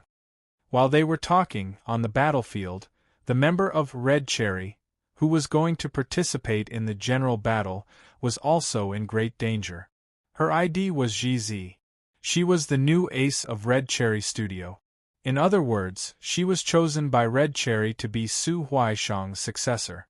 Su Huaishang was quite familiar with this junior of hers. The 2 of them had worked together for quite a long time. Su Huaishang had personally witnessed this junior of hers grow from a newcomer who didn't know anything to a core member of the studio. However, not long after Zixiai became the main force, Su Huaishang was shelved by the studio due to some mistakes in the S2 competition. After that, the 2 of them didn't queue together for a long time. Therefore, Su Huaishang's impression of this new ace was still the same as it was a few months ago. Now, looking at her junior who was being forced into a corner by her opponent, Su Huaishang's comment was, compared to when I left, GZ has obviously improved a lot. She has grown into a player who can hold her own. She paused for half a second. The problem is her opponent. At this point, Su Huaishang's expression became very serious. I have never met a player of this level before. Even his ID is something I have never seen before. The strong one she spoke of had the ID Michael, and he was the captain of Heaven's Gate. This was a player who could be called a mysterious player. In S1 and S2, he was nowhere to be seen. Not only him, but his 6 teammates, Gabriel, Uriel, Raphael, Olegel, Serial, and Rammer, were also unknown before S3. Even the most well-informed people wouldn't be able to find out any information about them. These 7 guys with super strength were simply as if they had suddenly appeared before the start of the S3 competition, making people unable to fathom them. It's about time to decide the victor. After a while, Ruo Yu suddenly spoke, as if she was making a prophecy, announcing what was about to happen. In the end, in less than 5 seconds, Ji Zi, who was already at the end of her rope, was killed by Michael and turned into White Light, Red Cherry, who had made it into the top 8 in S2, had lost to a non-professional team that had never participated before in the 3rd round of S3. The most shocking and unsettling thing was that no matter if it was the final score or the process of the competition, it all showed that Door to Heaven was far above Red Cherry in terms of strength. On the other side, let's look at the situation of the other main match. Different from the match with Red Cherry, this match between a mountain river and a heaven and earth. At least from the first match, both sides were evenly matched. After close to 20 minutes of intense battle, Mountain River's prophecy, one against Heaven and Earth's king, takes off his armor, by a small margin, gaining a 1-0 lead. At this time, the battle between the mainstays of both sides had begun. It was Mountain River's Ma Guanhua and Ma Guanhua against Heaven and Earth's Detective Bu and Old Medic Ub. Ignoring the former for now, let's talk about Bu and Ub. In the scary nursery rhyme scenario, they had formed a team with the players from Underworld Frontline. If you remember them, you should remember that they were Feng Buju's fans, and their catchphrase was, "No wonder you are Teacher Ju." Even though Bu and Ub were not professional players but external members recruited by Heaven and Earth in the game, they had obtained the chance to represent Heaven and Earth in the tournament as non-professional players. From this, one could see that the ability of these two, especially the ability of a duo, was not normal. At this time, the situation on the field was controlled by these two. This fat and thin duo turned into 2 shadows and moved around the enemy at super high speed. Their charge speed was very fast, but their movement path was hard to predict. Looking down from the sky, the two of them drew out many crazy geometrical shapes on the ground, and they kept changing and shrinking, reducing the space for the enemy to move around. In the previous 2 rounds, Bu and Ub had appeared, and they had used this strategy. Enemies who tried to rush out of their charging net on the ground would be hit repeatedly. Enemies who tried to escape through the air would be hit by a joint attack that was worse than the continuous hits once they jumped into the air. Those who tried to use long-range attacks to break through the net would often only hit empty air in the face of this seemingly irregular encirclement. It was a waste of energy. Chapter 1477. A truly powerful tactic or move was strong in that, even if it was thoroughly studied by the opponent, it was still extremely difficult to crack, or even impossible to crack. Bu and Ub's charging net tactic belonged to this type. The foundation of this move was Ub's skill cell enhancement surgery. See Chapter 648 or look it up in the skill database for the specific explanation. At the beginning of the battle, Ub would release this skill on his teammates, directly doubling Bu's physical ability. Even if Bu's original physical ability was mediocre, after doubling, it was definitely at the top level. Then, Bu and Ub each launched a magnetic finger, and through a strange posture, the fingertips of the two sides touched each other, producing a combination skill effect called polar magnetic chain. The principle and effect of this move were relatively complicated. To put it simply, when the two people began to move, the one with less kinetic energy and slower speed would be pulled by the other person with more kinetic energy and faster speed, and their speed would gradually synchronize with the other person. This kind of pull would gradually strengthen with the accumulation of movement time, and then allow the faster person to break through the extreme speed that he could achieve from the data on the books. The combination of these two moves could allow the two players to both gain more than 2.5 times of physical ability in a short period of time, and the consumption was not much. It was undoubtedly very powerful. However, it also had two inevitable disadvantages. First, once the two people connected by the magnetic chain stopped moving, the skill effect would rapidly decline. Second, due to the influence of the traction force, the trajectory of the two people's rapid movements, the angle of turning back, and so on would be interfered with by the distance between each other, and it would become quite difficult to control. Especially when making some sudden stops and turns, it was really difficult to predict where they would rush after that. However, Bu and Ub took advantage of this second point. After a lot of training, they turned it into a powerful weapon. With the tacit cooperation of the two people, they completed this elusive charging net. Of course, even if their combat skills were very strong, they would not be like the characters in a certain comic, okay, it was Bleach. While fighting, they would explain their various abilities in detail. On the other side, Ma Guanhua and Ma Guanhua, who were struggling to hold on, had undoubtedly studied this set of tactics of the fat and thin combination before the game. Unfortunately, even if they analyzed the weakness of the skill, the two of them did not have enough hard strength to break this situation. The only thing they could do now was to hold on for 5 minutes. 5 minutes was the duration of the cell enhancement surgery. As long as he lasted for 5 minutes, Bu's physical skills would return to its original level.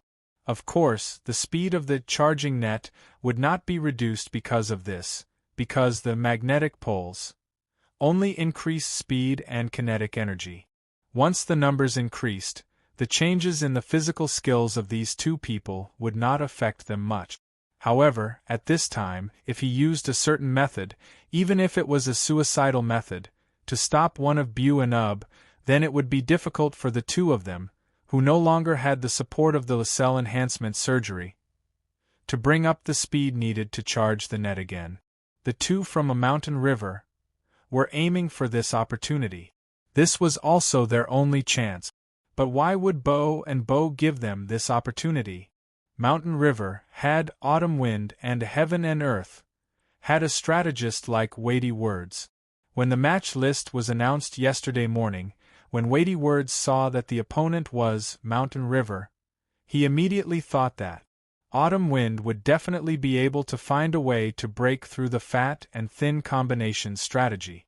Therefore, before the match started, Weighty Words purposely reminded Bu and Ub, the opponent will definitely focus on defense in the first 5 minutes and only hope that they will not die. If that's the case, there is no need for you to waste too much energy and stamina on this kind of strategy. You only need to maintain your movement and create the illusion that there is a lot of pressure on you. The real breakthrough will come after 5 minutes. After receiving the instruction, Bu and Ub followed Weighty Words' strategy. In the first 5 minutes, their charging net looked no different from before, but in reality, the two who were weaving the net were in a rather relaxed state.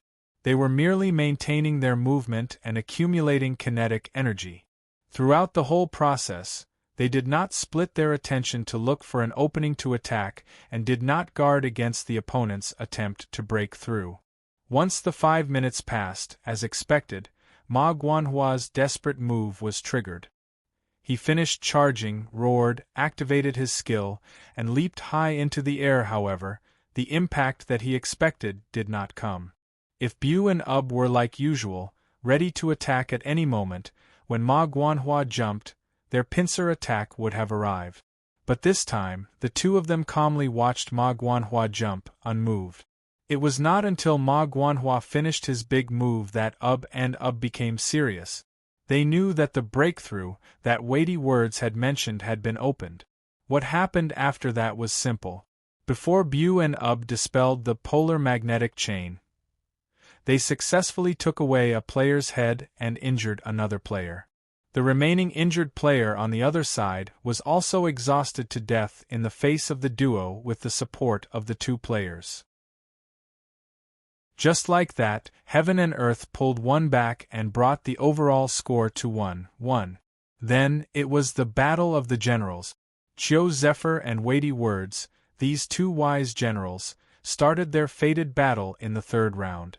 It was unclear whether it was because he was stimulated by Feng Bujue's trash talk, but Qiu Zephyr, who was at max level, built himself into a complete lightning ability user. Even his title was Lightning. Did you think I would say Reikyu, a type of lightning element Pokemon? No. His title was much cooler than that. It was Lightning Flash. In comparison, Weighty Words was much weaker in terms of raw power, but it was not as if he had no other way. Before the competition, he had asked every member of the team to prepare a set of rubber armor in their backpack. No matter who was up against Autumnfengsa, they could take it out and use it. This kind of rubber armor was not expensive, it was just mass-produced store-bought armor. When it was worn over the body, other than slightly lowering one's speed and increasing one's stamina points, it would not affect the original equipment attribute. When facing a lightning ability user, this was a very good defensive measure. Therefore, during the first 30 seconds of the Battle of the Generals, when Weighty Words saw that his opponent was Qiu Zephyr, he smiled mysteriously and took out the rubber armor from his inventory to put it on. Then, the screen disappeared and the two moved forward to fight. About 20 seconds later, Weighty Words was KO'd. Before Qiu Zephyr delivered the final blow, he said, "So, what's the use of having a body that is insulated?" 2-1, Mountain River took the lead again. This was not the first time something like this had happened to Weighty Word. He could often predict the enemy's moves in a complicated battle, but he would make some stupid mistakes in simple situations. However, this did not affect his popularity. His fans loved to come up with all kinds of jokes for him after he lost, like, "Bro, let's go back to playing mahjong, it's time for a round of crazy thoughts, isn't it normal for a mahjong player to lose in a fight?" and so on. On the studio's side, they were more lenient with him. An overseas returnee like Weighty Words who entered the industry at the age of 23 was very rare in the professional circle.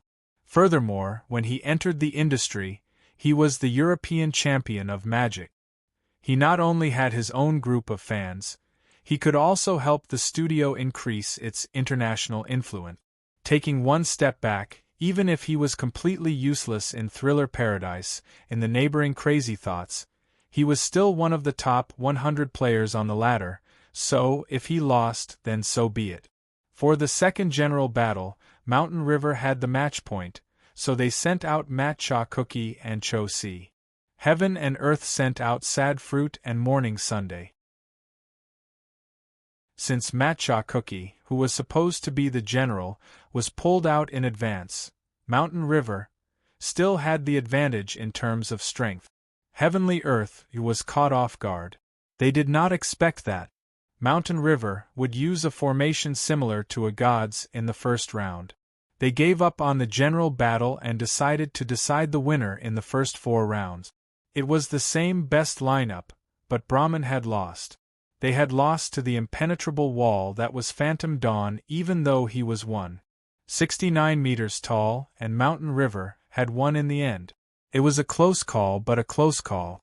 When the score of 3-1 was fixed, the second focal battle of the third round was announced to be over. After this round, Red Cherry and Heaven and Earth, the 2 seeded teams in the top 10, were eliminated. Chapter 1478.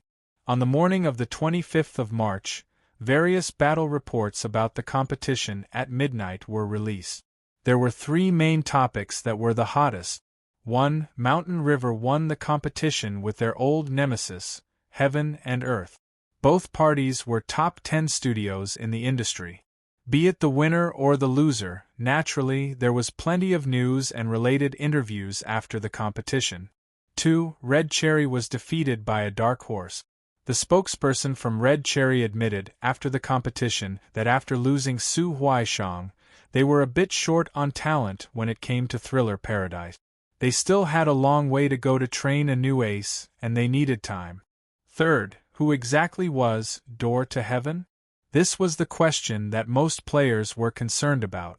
However, this mysterious team did not accept any form of interview or communication, and they did not speak through any channels. This meant that the media could only rely on **T and eye-catching headlines to report on them. This made the situation of this team even more confusing. On the 26th, at midnight, the matchups for the fourth round were announced. In this round, there were 3,339 teams participating.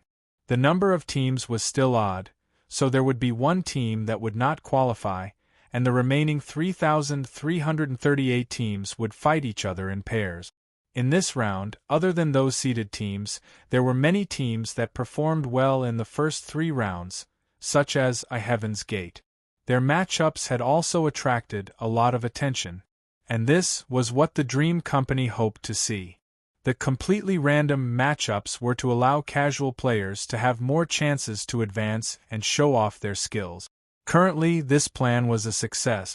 Compared to the previous 2 tournaments, in S3, there was a clear increase in the level of participation of the normal players. One could imagine that when people saw teams like Gods, Red Sakura, and Heaven and Earth get eliminated one after another while grassroots teams of similar skill level to them, or at least that was what the audience thought when they watched, continued to advance, the feeling of "I can do it too if I'm in it" would definitely soar. And this feeling was the catalyst for people to become more invested in something. On the 26th of March, at 11:55 p.m., in another 5 minutes, the fourth round of the tournament for the best would begin. In this round, there would only be one main match, but there were 2 matchups that needed to be mentioned.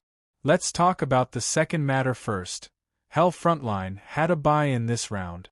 This was indeed something worth mentioning, because in the first 3 rounds, there had never been a situation where a seeded team had a bye. Of course, no one thought that this was shady. Since it was completely random, it was only a matter of time before a seeded team was eliminated. Moreover, from the perspective of the majority of ordinary players, it was a good thing that a strong team had a bye. After all, whoever met them would be unlucky. Then, let's go back to the first thing, which is the 2 sides of the focal battle, Warring States and Trash Alliance. These 2 teams were the teams that had made it to the finals of S2. Along with Underworld Frontline and Order, they were one of the top 4 teams of S2. Therefore, the attention that this match received was no less than the first round's match between Order and Gods. Since S3 required the number of members to be expanded to 7, the lineups of both teams had changed. Let's talk about Warring States first. Even though they were a foreign gaming studio, they had been in thriller paradise for so long, so naturally, they had quite a number of local fans.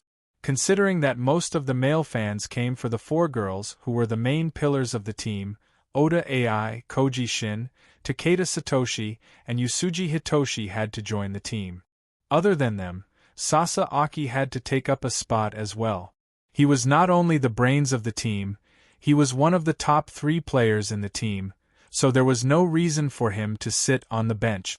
As for the remaining 2 spots, Sengoku Team 2's Toyotomi, Inagawa Masayoshi, Tokugawa Tadashi, and Hujukazu were all interested in fighting for it. This was understandable since the 4 of them were beaten quite badly by Trash Alliance during S2. However, in the end, only Imagawa Masayoshi was selected. The reason he was selected was not because he was stronger than the other members of Team 2, but because his main skill was sleuthing. His addition would make the team structure more logical. The 7th member of Warring States Team 2 was Itachi Cheng. He was a newbie that had been trained by the gaming studio since S2. His position was similar to Phantom Dawn. They were both 17-year-old prodigies, and Sengoku planned to focus on training them in the future. That was the configuration of Warring States Team 2. Then, it was time to talk about the Trash Alliance. The 5 useless tigers from the S2 era were all present. Swan, King of Shadows, Uncle Useless, O Sleepy Dreams, and Teacher Strong, none of them were left out. Some might wonder why Teacher Chi, who was supposed to be there to make up the numbers, would be there this time. To put it this way, there were 2 reasons. First, it was because Teacher Qi was popular. Secondly, it was because the current teacher Xiao could indeed be used as a strategic weapon. As mentioned before, after S2, Old he was already a god-level character in the joke world. Brother Spring, King, Satan, Buggy the Clown, Chuck Norris, etc. For some reason, 99% of the players were willing to believe that he was strong, unfathomably strong. The analysis team from the major gaming studios had very little information about Teacher Qi's power level and the characteristics of his power. The logical guesses and the sea of jokes made it hard for them to come up with an accurate conclusion. Of course, there were people who knew better, like Feng Bujue and Phantom Dawn, but they chose to keep their mouths shut about Teacher Qi's power level. Brother Ju was one thing, but Phantom Dawn, a professional gamer, even went to the company and said things like, "Even I can't see through Teacher Qi's power level." This caused the people behind regulation to panic. In any case, to be able to reach Teacher Qi's level through slacking, there was nothing to criticize. Other than the 5 useless tigers, the 2 new members of the Useless Alliance were familiar faces as well. The first one was Flying Pegasus. That's right, he was the one who won the S1 championship. As everyone knew, Brother Ma was originally a player from Star Studio, and everyone knew that Star Studio was the arsenal in the esports circle. Logically speaking, after winning the S1 championship, Brother Ma should have been sold at a high price. But the awkward thing was, no one wanted to buy him. The reason was simple. There was a huge difference in the price between the buyer and the seller. Even though Mr. Ma had the title of champion, most of the analysis teams in the gaming studios felt that based on his actual performance, this one-track-minded guy was not worth the price that Star offered. As for Star, they were not in a hurry. After all, the players that their studio signed were all young, nameless, and had potential. The contracts they used were the kind that had a short duration and low pay. Since no one wanted to buy him, they would just keep him for themselves. Therefore, Mr. Ma stayed with Star until the end of S2. It was not until his contract was about to expire that the studio realized something was not right. If they did not sell him soon, he would be a free man. But at this time, it would be difficult to sell him out. Everyone knew that Star's contract was extremely low in terms of basic guarantees. The only attractive part was the transfer share clause. This was a win-win situation for both the studio and the player, but the buyer had to be responsible for the bill. To put it simply, Star's players had a bright future if they stayed in their own studio, but they did not have a monetary future. The purpose of their hard work was to be sold. Once they transferred, not only would they be able to get a high salary in their own studio, but they would also be able to receive a large sum of transfer fees and dividends. However, Mr. Ma was a special case. When his value was at its highest, the buyer and seller could not reach a consensus on his value. So, he was delayed. When his contract was about to expire, who would spend the transfer fee to buy him? If they really wanted to sign him, they could just wait for him to terminate his contract and sign him as a free man. Anyway, Star's low-paying, short-term contracts did not have a non-compete agreement. All in all, Flying Pegasus became one of the rare players in Star who waited until the end of their contract and automatically terminated it. On the day his contract expired, the date of the S3 competition was very close.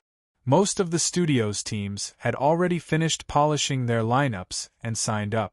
Even though there were many studios that wanted to sign him, none of them could provide him with a place to participate in the competition. At this time, the cunning Hong who had already found out about Mr. Ma's contract expiration date through his connections in the industry, extended an olive branch to Mr. Ma as a friend and successfully got a Saint for Trash Alliance. Oh no, a Tiger General. Finally, there was another new member of Trash Alliance that needed to be introduced. 7 kills. Yes, it was 7 kills from a blade.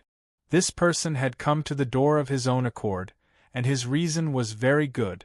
Because the studio did not intend to participate in the competition this time, and he personally wanted to fight against experts in the competition, he came out to find a team by himself after getting approval from the leader. Trash Alliance was the first team that 7 kills found. As a team that was more humane than utilitarian, like a homeless shelter, they let 7 kills join after a casual discussion. At this point, the 7 members of Trash Alliance were all confirmed. When the clock struck midnight, the 4th round of the competition also started. Today, the members of Hell Frontline, who had a bye, were already waiting in the conference room the moment the competition started. They had already locked onto the live broadcast channel of Warring States and Trash Alliance. Not only them, but the big screen in the game store was also broadcasting the competition, and there were 2 commentators. The battle between these 2 powerhouses was like an arrow on the bow. Chapter 1479. Loading complete tournament for the best S3, Round 4 venue. Hyuan Domain Ruins. After the teleportation was completed, the system prompt sounded in the ears of the Warring States and Trash Alliance members. Following that, a wasteland dotted with broken fences and dilapidated walls appeared before everyone's eyes. Sweeping his gaze across the area, all that was left was the rubble of the castle, the dried-up moat, the crumbling foundations of the houses, and the broken dead trees. Such a scene could not help but raise questions. Was this vassal state in the middle of a war, or was it attacked by monsters? The match will begin in 30 seconds. Soon, the vanguard battle of the competition entered the preparation stage. When the system voice rang out, the vanguard battle of the 2 teams transformed into white light and entered the arena. The vanguard of the Warring States was Sasaki. And the vanguard of the Trash Alliance was actually Uncle Trash? When Akira Sasaki stood still on the field and saw his opponent, he was shocked. As the think tank and the main force of Sengoku, Sasaki had a high priority in the team's arrangement. Today, it was he who put himself in the vanguard position. As for the reason, it was because he was certain that his opponent would send out either 7 kills or Flying Pegasus for the first round. This was indeed a very reasonable assumption. Everyone knew that 7 kills and Brony were very strong when it came to individual combat, but their ability to cooperate with others was very limited. Considering that the strength of the 2 sides in this match was very close, and there was a high possibility that they would go through all 5 rounds, in the first round of the 3 singles matches, one of these 2, who seemed to be only capable of fighting one-on-one to the outside world, should come out. Sasaki Akira took advantage of this and arranged himself as the vanguard, the most suitable person in the team to deal with these 2 people. However, the reality was that the Trash Alliance actually sent out Uncle Trash in the first round. With Uncle Worthless' strength, it would be the best idea to let him fight in the battle of General, Deputy General, or General. However, to let him fight in the vanguard battle was truly beyond everyone's expectations. I've been tricked. A few seconds later, Sasaki quickly calmed down and continued to think to himself, wise Admiral Hong Hu? Indeed, he deserves his reputation. I'm afraid that in the following 2v2, there will be other schemes. His preparation time was limited, and before he could think too much, the system shouted, "Fight!" After announcing the start of the competition, the isolation barrier disappeared. However, both parties did not move at all when the battle began. Uncle Worthless' hands rested on the belt of his tattered bathrobe as he stood there leisurely. His entire body was relaxed, as if he was defenseless. However, his eyes under his sunglasses were fixed on his opponent, not even blinking once. On the other side, Sasaki Akira was not so relaxed.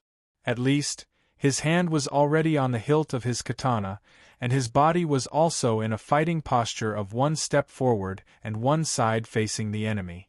They remained in this state for about a minute. Then, Uncle Worthless suddenly asked, "Did you find it?" "Heh." Sasaki Akira laughed. If I had found it, I would have already made my move, wouldn't I?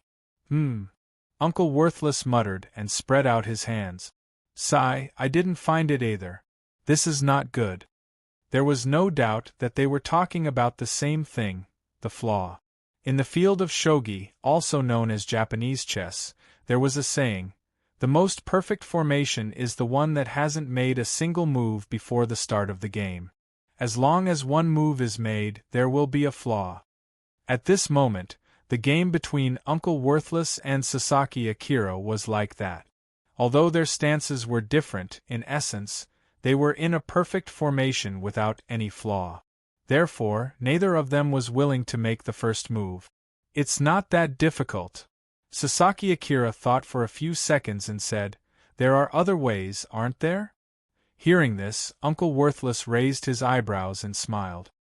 Okay, I'll play with you. As soon as he finished speaking, Uncle Worthless' combat power surged around him, and he unleashed an invisible killing field. Sasaki Akira was also prepared for this. His supreme sword will burst out again and again, instantly resisting his opponent's momentum. Just like that, the battle between the two of them went from physical to intangible. On the battlefield, killing intent instantly condensed. The two forces entangled in the air, not giving way to each other, causing the area within 100-meter radius to be enveloped in a murderous atmosphere. After a while, Uncle Worthless was the first to break the silence. So, this is your limit? The fact that he could say these words meant that he had already won in this silent confrontation that hadn't lasted for too long. Listen to your tone. Sasaki's forehead was already dripping with sweat as he replied. You seem to still have some strength left. It's more than that. Uncle Worthless still pretended to be relaxed and continued. That's it. I didn't even use half of my power. Of course, this was not true, but Uncle Worthless was at least one level stronger than Sasaki Akira in terms of raw power. Sasaki Akira had already felt it during this battle. Fine, I'll test your so-called half of your power. In the next second, Sasaki Akira snorted coldly and stepped forward. After finding out the difference between him and Uncle Worthless in terms of energy, he had no reason to continue wasting time with Uncle Worthless. Since he could not win in terms of energy, he could only charge at Uncle Worthless with his body, swing his sword, and rely on his moves and tactics to win. But as we just said, in a situation where neither of them had any flaws, the one who made the first move would be at a disadvantage. Uncle Worthless, who was still, was able to capture Sasaki's movement and sword movements with his dynamic vision. When the enemy was about to attack, Uncle Worthless moved his palms and used unemployed bankrupt palm to attack the opponent's flaws. If this palm hit Akira Sasaki, he would be seriously injured even if he didn't die. However, Akira Sasaki wouldn't be hit so easily. A smart player like him would leave a backup plan at every step as long as he could.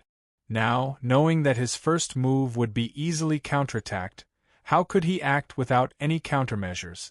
In the blink of an eye, Sasaki used six sword, bamboo dragonfly to the side to stop his sword from moving forward. Immediately, he swung his sword and spun to the side. He relied on this move to avoid Uncle Worthless' S-class palm technique and jumped to the back of his opponent's side. Chance. The opportunity was fleeting, and there was no time to wait. Sasaki Akira saw that the power of Uncle Worthless' palm had not been exhausted, and his body momentum was slightly offset when he withdrew his palm.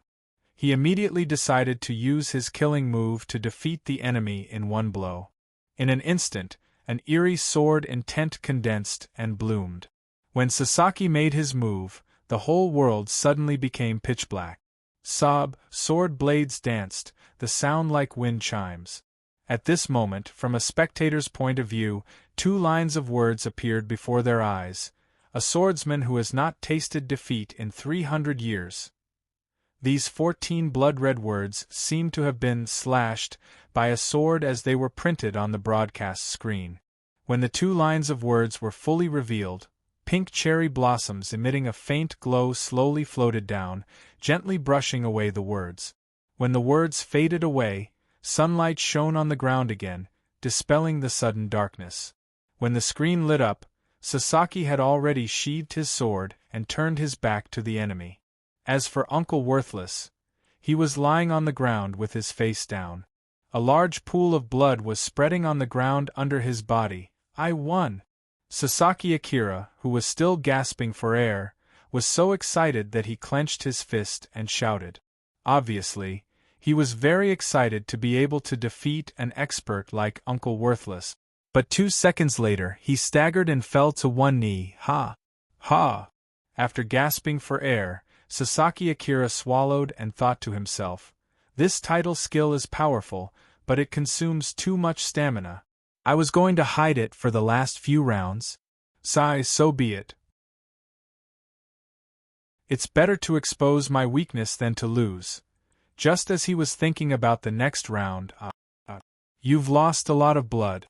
Uncle Worthless' languid voice rang out again. This nonchalant statement sounded like a death knell to Akira Sasaki. It scared him so much that his terror points were about to explode. How is this possible? The next second, Sasaki Akira stumbled to his feet and turned around. But just as he turned around, a large hand grabbed his throat. Of all the sword skills I've learned, this is probably the most powerful single-target instant kill skill, Uncle Worthless said as he increased the force in his hand. "Unfortunately, I'm not the kind of person who will die after a single kill." Crack! As he finished, the sound of a cervical vertebra snapping was heard. Sasaki Akira's head drooped weakly to the side, and his eyes lost their light. Seeing this, Uncle Worthless loosened his grip and allowed the body to fall to the ground and collapse. "Phew! It's done." Uncle Worthless clapped his hands and looked like he was ready to call it a day. At this moment, although the slash mark on his bathrobe was still there, and a large patch of dark red blood had not yet dried, the sword wound on his chest had already disappeared. At this point, the audience thought that the match was over. Uncle Worthless' overall ranking was higher than Sasaki Akira, so this result was not too surprising. But, a sword hum broke the stalemate. A flash of light from the sword started another unknown battle. Who would have thought that Sasaki Akira's body, which was lying on the ground, could still move? A man whose neck had been broken, not only did he not die, he was still lying on the ground. Suddenly, he used his cold sword to cut Uncle Worthless' left knee from the bottom up. Then, Sasaki Akira used a strange movement that looked like a zombie's mechanical dance to stand up. He tilted his head and got into a fighting stance. Chapter 1480. Uncle Worthless, who had been stabbed in the knee, immediately jumped away with his other leg. When he stood still, Sasaki Akira had also returned to his standing position with that strange posture. At this moment, the 2 men on the battlefield, one was crippled, and the other had a broken neck. The former's posture was crooked, and his head was upright, while the latter's posture was upright, but his head was slanted on his shoulder. Although everyone knew that these 2 were experts, this strange scene and strange confrontation really made people unable to restrain their laughter. I was careless." Uncle Worthless glanced at the wound on his knee and muttered, "It seems that you are not the kind of opponent who can be killed easily." As he said this, Sasaki Akira raised his left hand and moved it to the top of his head. Then, he grabbed his hair and straightened his head and pressed it back to its original position. Phew! After his neck was fixed, Sasaki Akira let out a long sigh and replied, "Same here." The reason Sasaki Akira was still alive was that he had the immortal sick deity Kung Fu. This was a passive defense skill, and its special effect was that he was immune to the effect of instant death caused by critical hit. For example, when Uncle Worthless snapped his neck, according to normal judgment, it was an instant death attack that was aimed at a critical part of the body. Normally, such an attack could ignore the damage and directly kill the target. However, under the influence of the immortal sick deity Kung Fu, this action only caused the damage of life points that was equal to the damage inflicted by the enemy's grip. The instant death effect was not triggered. To put it bluntly, for someone who had this skill, there was no difference between snapping his neck and pinching his thigh. Crushing his heart was the same as crushing his shoulder. Anyway, no matter where you hit, only the base damage of the attack would be counted. I'm curious. What if I didn't snap your neck, but twisted your head off? What would happen? 2 seconds later, Uncle Worthless asked tentatively. Of course, you would die. Sasaki Akira answered the first half of the sentence and sneered. Ha! Unfortunately, you didn't twist my head, did you? Yeah. Uncle Worthless shrugged. What a pity! He chatted with his opponent intermittently. He pretended to be relaxed, but he was actually a little scared. He couldn't help but think, fortunately, Hong Hu predicted my opponent's move and put me in the first round. If it had been 7 kills or Xiao Ma, they would have been at a great disadvantage when facing an enemy with this kind of kung fu. Thinking of this, he changed his mind. But then again, does it count as an advantage for me to fight him? Why do I feel that it would be more restrained if Tired Dream were to beat him up? He was right. The most effective way to restrain the immortal sick deity Kung Fu was to send someone who wielded a weapon to fight him. As long as his head or limbs were cut off, the Kung Fu would be meaningless.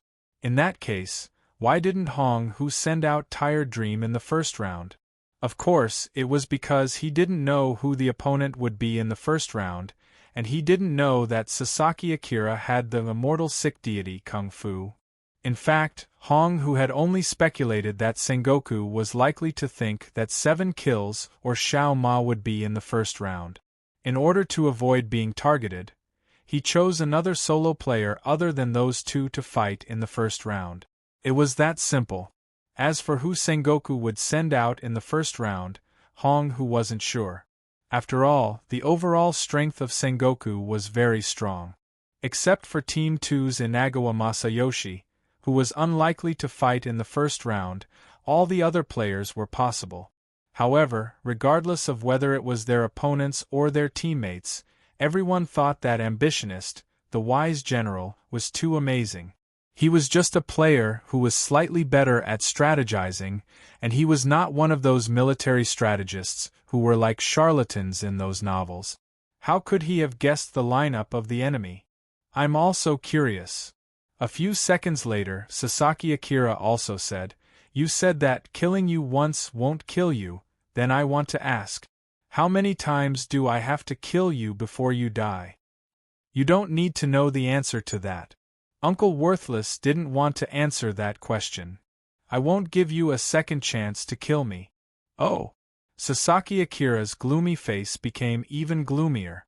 So, are you going to use the other half of your strength this time? His words were obviously sarcastic and provocative.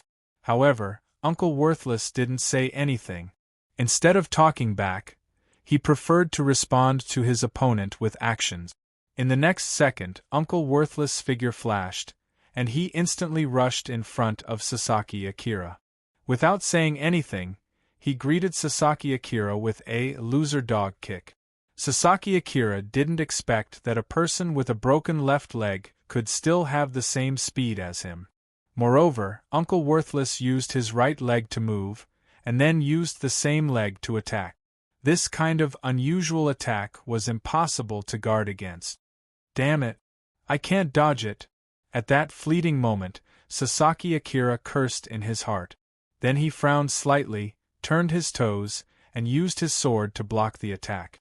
To be honest, he didn't want to take any of his opponent's skills directly, but the gap between their strength forced him to face this situation.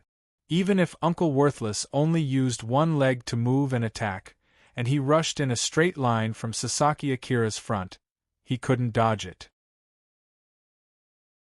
Buzz, the shins wrapped in fighting power and the katana wrapped in sword energy collided with each other, and the sound of energy devouring each other was heard. Immediately after, the stronger force destroyed the other side, and then continued to advance, bursting out. In terms of moves, Uncle Worthless' karma skills were hard to beat, and this time was no exception. After the exchange of moves, the loser dog kick suppressed Sasaki Akira's attack, and the katana was pushed back. The back of the katana broke Sasaki Akira's collarbone and embedded in his neck. His wrists were also twisted because he held the hilt so tightly. It was not over yet. The loser of life kick was not only destructive but also endless. After the first strong pressure, there was immediately a pushing force coming out, and it went straight to Sasaki's chest like breaking through clouds and waves. Puff! Sasaki Akira spat out a mouthful of blood, and was pushed back by the huge force. Just when everyone thought he was going to lose, damn it! A purple light flashed, and something unexpected happened. This child was born weak and sickly. Thank you for your help. Really? Because he likes it, he has to do kendo. There's one more idiot who said such a line. This club will be finished sooner or later. I know you're working hard, but unfortunately, this is a world of talent. Even if you practice 100 or 1,000 times more than others, you can't become a member. I didn't expect you to do this. You look sick all day long, but I didn't expect you to have a backbone. This is the reality. The seniors who are unreachable in your eyes are probably at this level on the national stage. Cry. Cry it out. There's nothing to be ashamed of when you realize your powerlessness. Hey, Sasaki, are you okay? Hey, it's useless to say these words to me. No matter what reason you have, as a doctor, I can't allow you to engage in any intense sports. What's with your expression? The juniors are all watching. Even if you're retiring, you should show me the image of a member of the official team. We all believe in you, Sasaki. You will definitely wield your sword in your own way on a broader stage in the future. The scene of being suppressed by the strong awakened a long-forgotten memory. Power, accompanied by all kinds of complicated emotions, gushed out from the bottom of his heart. Sasaki Akira was seriously injured, lost all his strength, and flew back, but he still wielded his sword. He waved his katana with his broken wrist. The katana that was embedded in his torso was pulled out by him. Along with the flying blood mist, he wielded the katana to wield the Jue sword style. His target, which had originally exceeded his range of slashes and was getting further and further away, was now very close in his eyes, as if he could move his blade and reach it. In an instant, the three swords, which were as fast as lightning, were all wielded in one breath. Sickness sword the swallow return. This style was not in Sasaki Akira's skill bar. It was a style he learned from the extreme experience when he was on the edge of life and death. It was also his last move in this battle.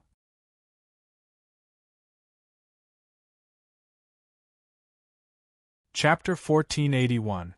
Although the result was expected, the process was quite complicated. When Uncle Worthless returned to the spectator space, Tired Dream was the first to speak to him.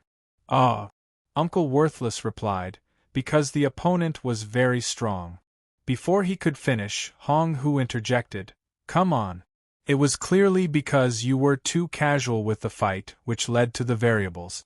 If it were me, when he was weakened after using the less than 300 years to live move, I would have used the cardboard box kill on him." Sigh. Actually, it's understandable. Hearing this, 7 Kills also joined in the conversation. If it were me, after testing out the opponent's limits and finding out that I have a huge advantage, I'm afraid I would have made the same choice as Uncle Worthless. Nonsense, if it were you, we would not be in the lead, but behind. Hong Hu was not at all courteous with 7 Kills. From the way they spoke, it was obvious that the two were quite familiar with each other. Ha ha ha. 7 Kills was a straightforward person, so he felt comfortable talking like this. That's true. Let's not talk about his defensive ability that allowed him to remain unscathed even after his neck was broken. Let's talk about the two killer moves he used one after the other. Even though I have seen them once, I have no clue how to deal with them. In fact, it's all the same. Uncle Worthless shrugged and said, I just used all kinds of rebirth abilities to resolve the damage caused by those two moves. Strictly speaking, I couldn't even withstand one of Sasaki's two moves. That's why I said you were too casual. Hong Hu continued, since the first move had already used up the rebirth ability of your sunglasses, you should have used the safest way to kill your opponent. Fortunately, Sasaki Akira's last move did not cut your neck, or else you would be the one lying on the ground. His analysis was correct, although it was hindsight. Just now, when Sasaki Akira was on the verge of death, he had a chance to kill Uncle Worthless. Unfortunately, Sasa Aki was flying backward, and both of his wrists were broken, which caused the trajectory of the slashes to deviate. In the end, Yenbei's 3 slashes hit Uncle Worthless' left shoulder, right elbow and ribs respectively. Although Uncle Worthless' left arm and right forearm were cut off, and he bled a lot, his head was not cut off. Compared with Akira Sasaki's immortal divine art of sickness, Uncle Worthless' life-extending skill was even better. Although the regeneration technique that Piccolo taught him had the disadvantage of consuming a lot of stamina, at a critical moment, this skill could regenerate limbs and repair all open wounds on the body. It could save lives. Uncle Worthless also relied on this move to quickly recover from the damage caused by Swallow Return. He then chased after his opponent, who was already exhausted, and took the first victory. Hong Hu is right. After a few seconds of silence, Uncle Worthless nodded and said to everyone, it was clearly a vanguard battle where I had a huge advantage, but it ended up as a narrow victory. It was all because I was too lax in my thinking. He paused for half a second. The main reason is that I advanced so easily in the first 3 rounds of the competition, which made me a little complacent. I almost forgot that this was an elimination round. Anything can happen in the tournament for the best. If you fight with the mentality of, it's fine as long as you win in the end, and with the mentality of playing a killing game, it is very likely that you will be defeated by opponents who are weaker than you. Although what you said makes a lot of sense, it is of no use to the next 2 contestants. At this time, Shadow King, who had always been a man of few words, spoke in his normal voice and tone. He then looked at Flying Pegasus and Teacher Chi, who were standing beside him. At this moment, Brony was putting on his standard hot-blooded face and doing meaningless warm-up exercises in the corner. Teacher Bai was so nervous that he did not say a word. No one knew what he was thinking. Of the 2 of them, one did not know what holding back meant, and the other did not have the ability to hold back at all. Whether it was cheering them on or giving them advice, it was meaningless. At least in terms of mentality, this team would not be affected by any external factors. The match will begin in 30 seconds. As the system voice rang, the 4 contestants from both teams were teleported into the battlefield. The 5 minutes of rest time quickly passed, and the second match between Sengoku and Trash Alliance, the Battle of the Pillars, had entered the preparation stage. As mentioned earlier, Trash Alliance sent out Flying Pegasus and Teacher Chi. On the other hand, Sengoku sent out Oda AI and Jinkawa Masayoshi. Sure enough, another lineup that we didn't expect. Sasaki, who was in the spectator space, cursed silently when he saw the opposing team's members. He thought to himself, in the previous 3 rounds, the 3 mainstay battles of the loser alliance were all fought by Ambitionist himself. 2 of them were partnered with King of Shadows, and 1 was partnered with Tired Dream.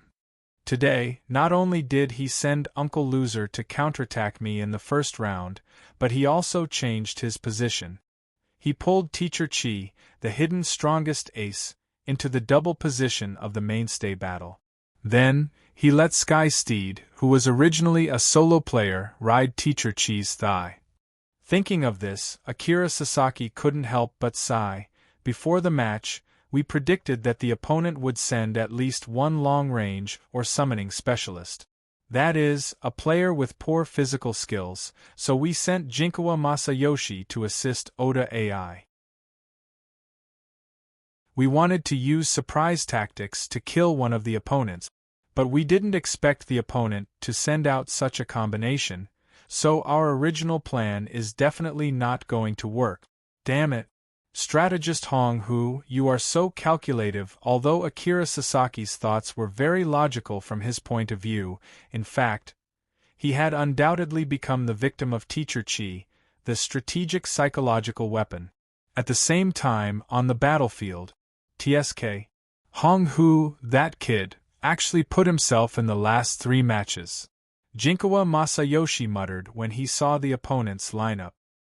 He originally wanted to take revenge in this 2v2 match, but he didn't expect the opponent to send out 2 people who had never fought with him before, and one of them was the legendary Teacher Chi. Hearing her teammates muttering, Oda AI immediately answered, "I say, is this the time to be tangled up in personal grudges?"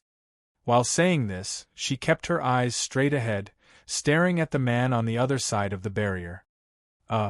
Jinkawa Masayoshi had never seen Oda AI speak with such a solemn expression and tone, as if she was facing a formidable enemy. For a moment, he didn't know what to do. Don't be in a daze. Quickly focus on the enemy. The battle has already begun. When Oda AI said the second sentence, she still didn't turn her head. Not only that, she had already assumed a defensive posture before the barrier disappeared. Hearing this, Jinkawa Masayoshi swallowed nervously. Then, he turned his head and almost without hesitation, looked at Teacher Chi. Just by making eye contact with him, Jinkawa Masayoshi shuddered. At this time, Teacher Chi was standing with his feet slightly apart and his hands crossed in front of his chest. His face was expressionless, but his murderous gaze and silent aura seemed to be able to penetrate the barrier. It made people shudder, and the pressure they felt increased. What's going on? 2 seconds later, Jinkawa Masayoshi lowered his voice and asked Oda AI in a way that was close to ventriloquism, "That posture, isn't it full of flaws? I can't feel any power or movement at all, but his eyes look like he can take your lives at any time." Don't be silly. Before Imagawa could finish his words, Oda AI, whose forehead was already covered in cold sweat, interrupted in a low voice, "Of course you wouldn't be able to see it with your level. At the very least, you have to be someone who has mastered exhaustion to understand that his posture that seems to be full of flaws is actually conveying to us that I can use a small trick like exhaustion with any posture. In other words, at the level he is at, he is no longer bound to the superficial things like posture. Those superb skills that we think require full concentration to use are just some acrobatics in his eyes." What?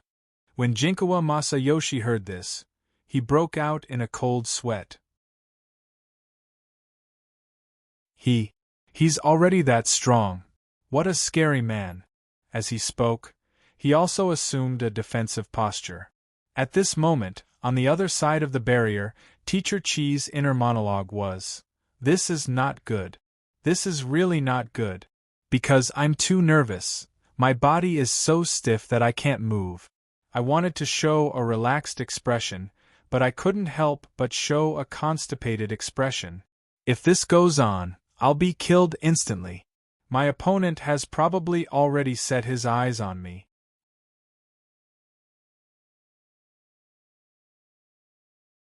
Chapter 1482. 3, 2, 1, Fight. With the announcement from the system, the preparation time ended and the barrier disappeared. The battle between Sengoku and Trash Alliance had officially begun. Pegasus Meteor Punch. Once the battle started, the first to attack was undeniably Pegasus. Brony's strength and weakness could be summed up in the same sentence. He never overthought things. No matter what his opponent's strategy was, he would always throw a meteor punch at them. Instantly, Chi channeled his combat aura. Countless white and blue punches rained down on the two members of Sengoku like a meteor shower.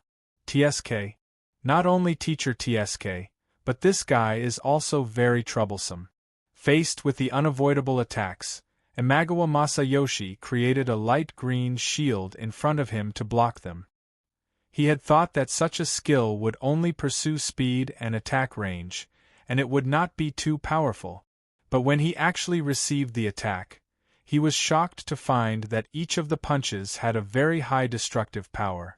It was far more powerful than what he had imagined. However, Oda AI, who stood to the side, did not do anything to counter these attacks. She merely maintained her stance and used the combat aura around her to neutralize the incoming attack. Damn it! At that moment, Oda AI's attention was still focused on Teacher Jean. She thought to herself, he hides at the back and keeps his eyes on us like a tiger watching its prey. At the same time, he has his teammates fight us 1 against 2. Once we reveal our weakness, he will use that chance to kill us instantly. Such a scary man. With that in mind, she thought, oh well. Even though the opponent's formation is outside of my plan, since I have teamed up with Imagawa, I will have to use the original strategy, Imagawa. The next second, Oda AI suddenly called for her teammate, prepare to attack. Outsiders might not understand that, but her teammates would understand.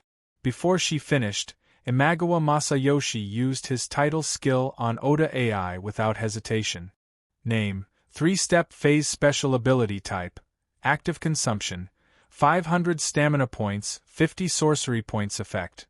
Create a 3-step phase for yourself or your teammate. Can only be used once after being transported into the scenario. Lasts for 39 seconds. When used on your teammates, the target has to be within your line of sight. Remark: the 3-step phase is unable to cause physical or non-physical contact with friendly unit. The damage caused by the 3-step phase is equal to the damage dealt by the user. The 3-step phase cannot be destroyed by any effect in the current time dimension. She couldn't tell how powerful this title skill was just by looking at the description. The description didn't explain what this 3 steps was. In fact, to put it more bluntly, the so-called 3 steps was just the self from about 3 seconds ago. Take Oda AI as an example. Counting from the moment Akagawa Masayoshi successfully used his skill on her, Oda AI's 3 steps phase would appear about 3 seconds later. From a spectator's point of view, the 3 steps phase would be a translucent, ghost-like Oda AI. Her every move would be slower than the present Oda AI by 3 seconds. No matter what Oda AI did, her 3 steps would do the same thing after a delay. For example, if Oda AI stood at a certain spot and swung her sword forward, her 3 steps would repeat the same action 3 seconds later, at the same spot and in the same manner. Another example would be if Oda AI used an S-rank skill that consumed a large amount of HP on a certain target. 3 seconds later, her 3 steps would replay the exact same skill at the same spot as before. At this point, many people had already guessed it. Indeed, this title skill that was related to the power of time was created after the twilight of the god. There was no doubt that this skill was very powerful. Especially when used on a peerless master like Oda AI, it would have the effect of 1 + 1 is greater than 2. According to Sasaki Akira's original plan, he would encounter at least one of Hong Hu or the Shadow King in the Battle of the Pillars. At that time, he would let Oda AI, who had the 3-step phase, launch a series of fierce attacks. She would definitely be able to kill the opponent who was weaker in terms of physical skills. However, now the situation has changed. In the face of the combination of Flying Steed and Sensei, this trick may not be able to kill them in seconds. Anyway, Sengoku doesn't think it will work, but relatively speaking, it's better to start with the weaker one, and the chance of success is greater. Therefore, after receiving the buff, Oda AI moved forward with her sword raised. Her sword was pointed at Flying Pegasus. Ping! The first cry had already broken through the heavens, and it took the opportunity to draw the curtains of a round of extremely fast attacks. Faster than lightning. The movement and attack speed of the two had reached the peak. The blade of the sword against the fist of the fist suddenly created a burst of sound of gold and iron clashing. The sword's shadows were endless, and they formed a formation. There was a bit of joy and madness. The fist was endless, and it spread like wings. The left hand could destroy the sky, and the right hand could crack the earth. In less than 10 seconds, the sword and the fist had collided hundreds of times. The two sides were evenly matched, and no one had the slightest advantage. But, objectively speaking, Oda AI was at a disadvantage because the three-step phase did not play the role it should have. Facing the fierce attacks of Oda AI and her three-step phase, Flying Pegasus made the most correct choice in the first place. He moved quickly in the same direction without stopping for a moment. This could be said to be the situation that Oda AI was most afraid of, because such a battle strategy would completely nullify the effect of the three-step phase. If you think about it a little, you can understand.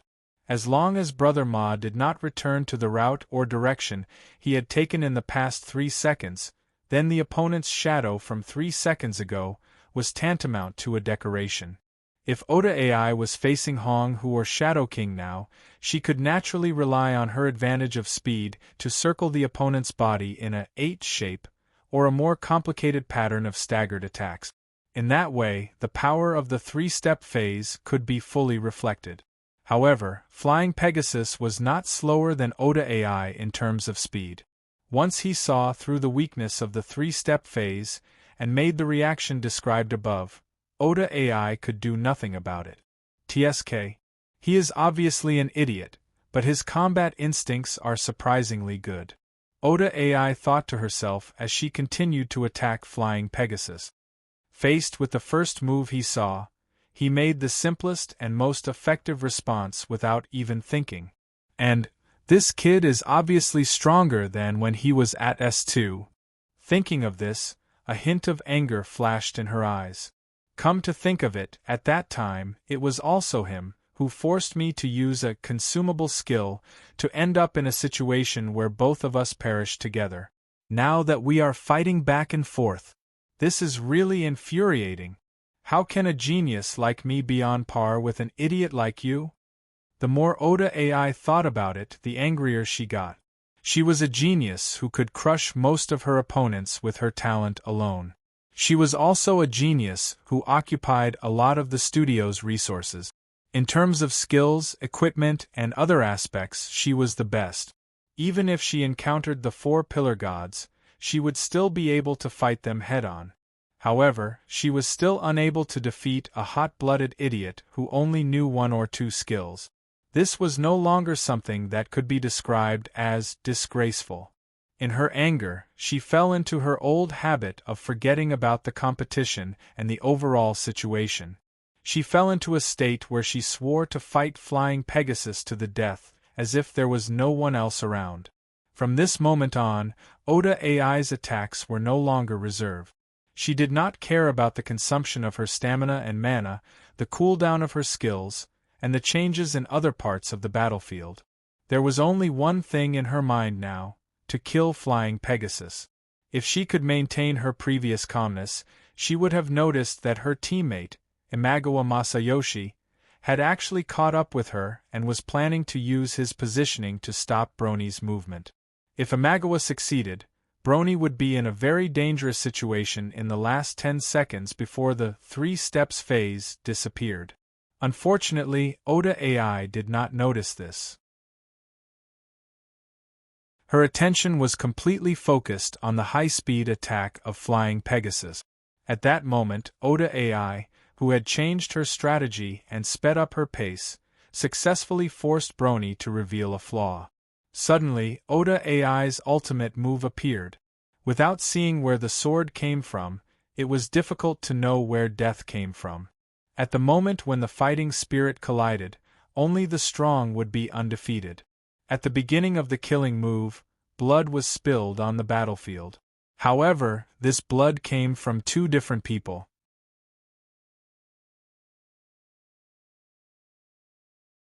Chapter 1483. In the blink of an eye, Oda AI had used Cicada's rising moon, cold night, and her saber landed on the right side of unrestrained Pegasus's abdomen. Oda AI had taken advantage of Brony's weakness. Unless Brony used his skills or special effects, there was no way he could have dodged or blocked the attack. However, everyone knew that unrestrained Pegasus did not have the means to defend himself. Hence, Oda AI's attack was a sure kill move. However, it was under such circumstances that Brother Ma and his opponent ended up with both sides suffering heavy losses. His strategy was not complicated. Quick recover, turn around, and counterattack. When the damage was unavoidable, he would try to minimize it and use the gap between his opponent's attack to counterattack.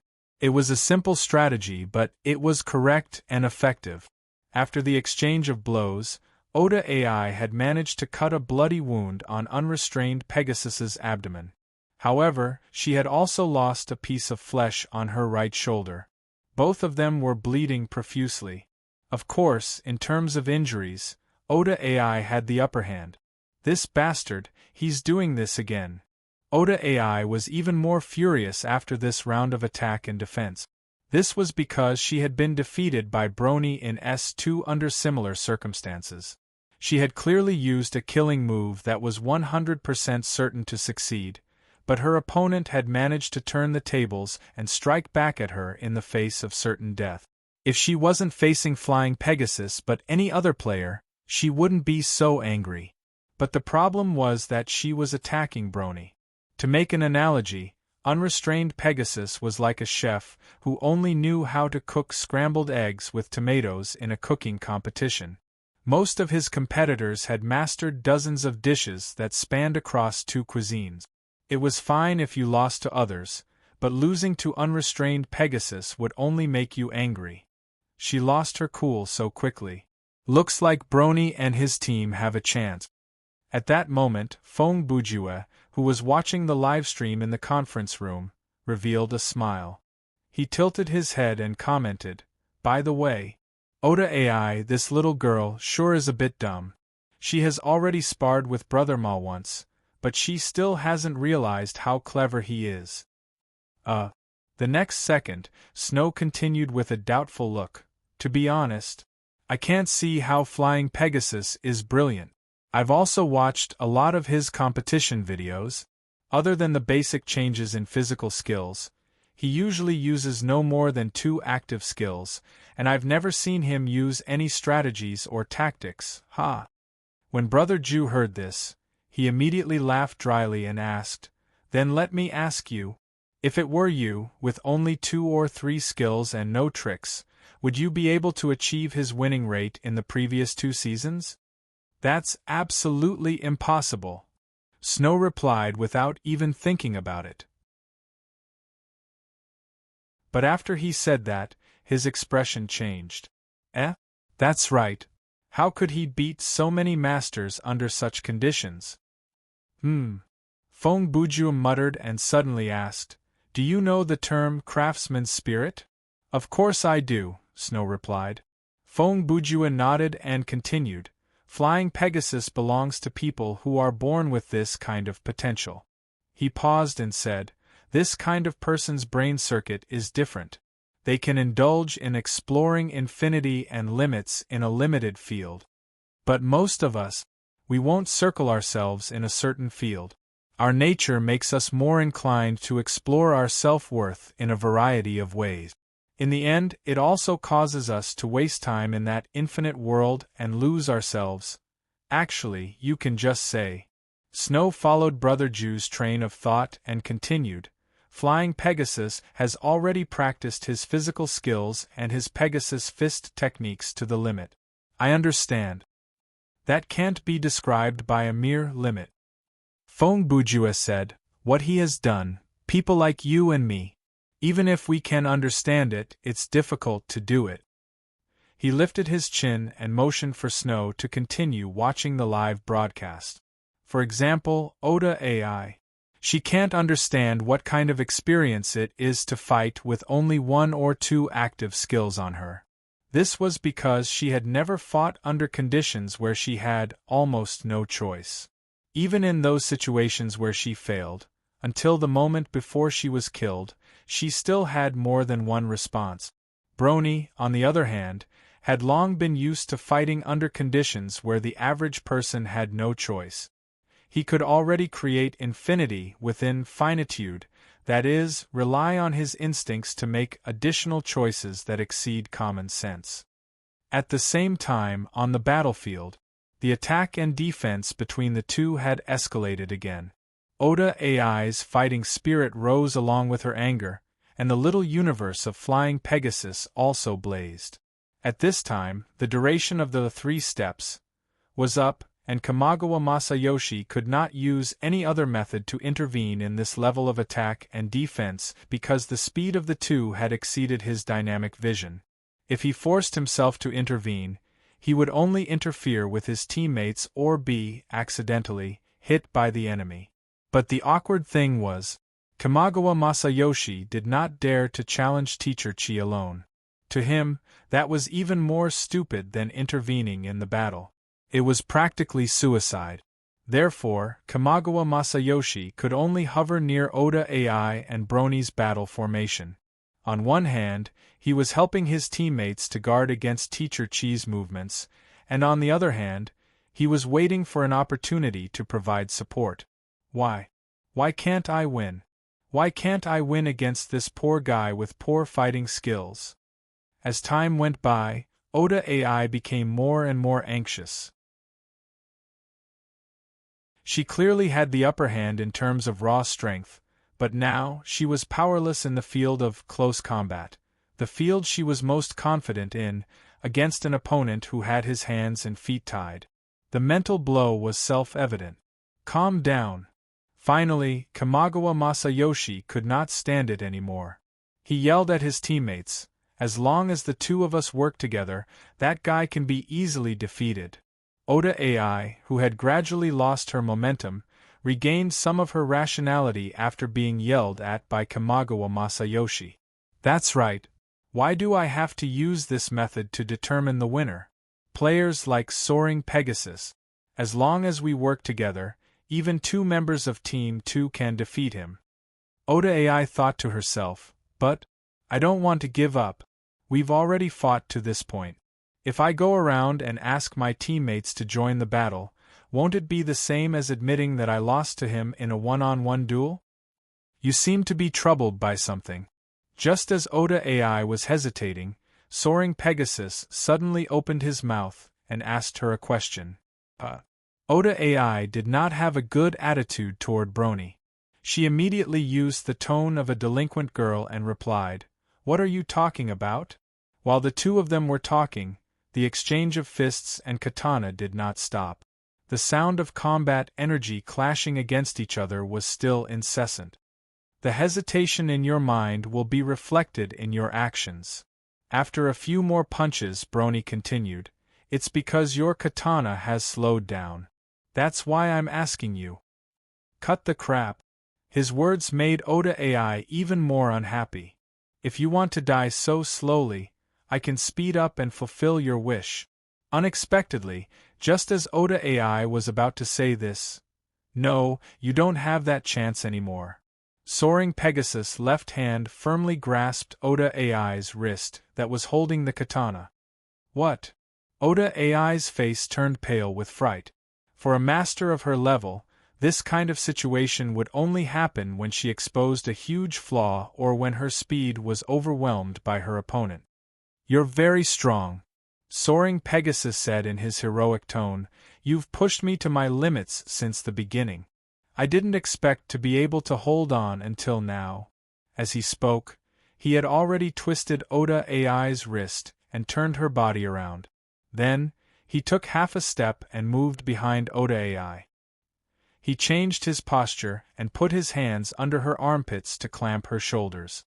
"If it weren't for your momentary distraction, I wouldn't even have the slightest chance." "What are you doing?" Oda AI was so angry that she almost broke her teeth from clenching them.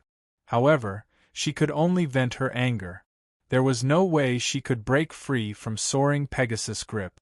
Fortunately, she still had her teammate, Imagawa Masayoshi, who was more than 10 meters away from the two of them, saw that they had stopped their high-speed attack and entered a stalemate.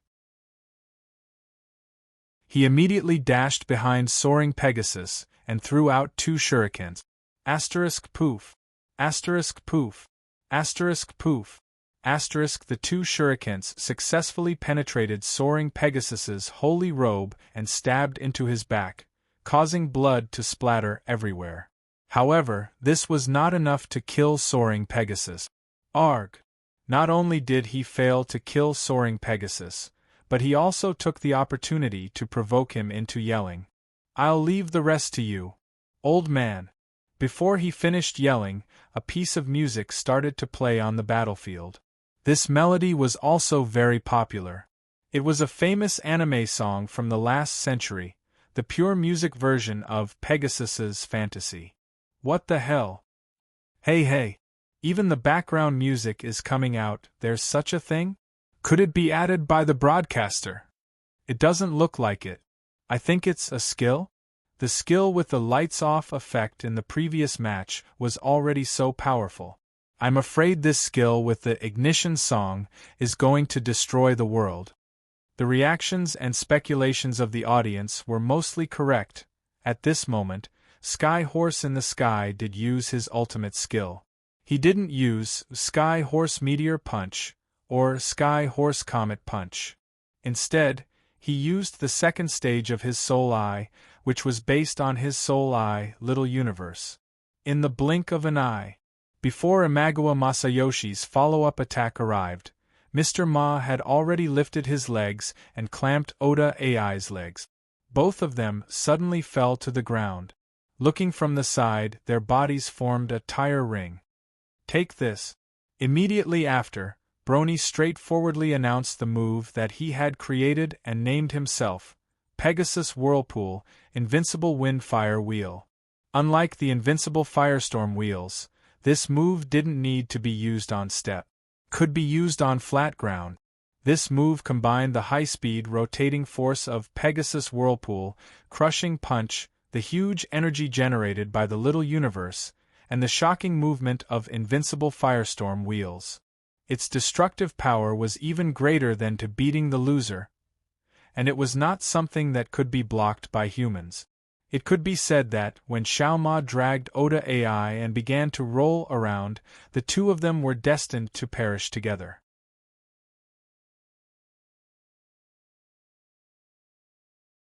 Chapter 1484.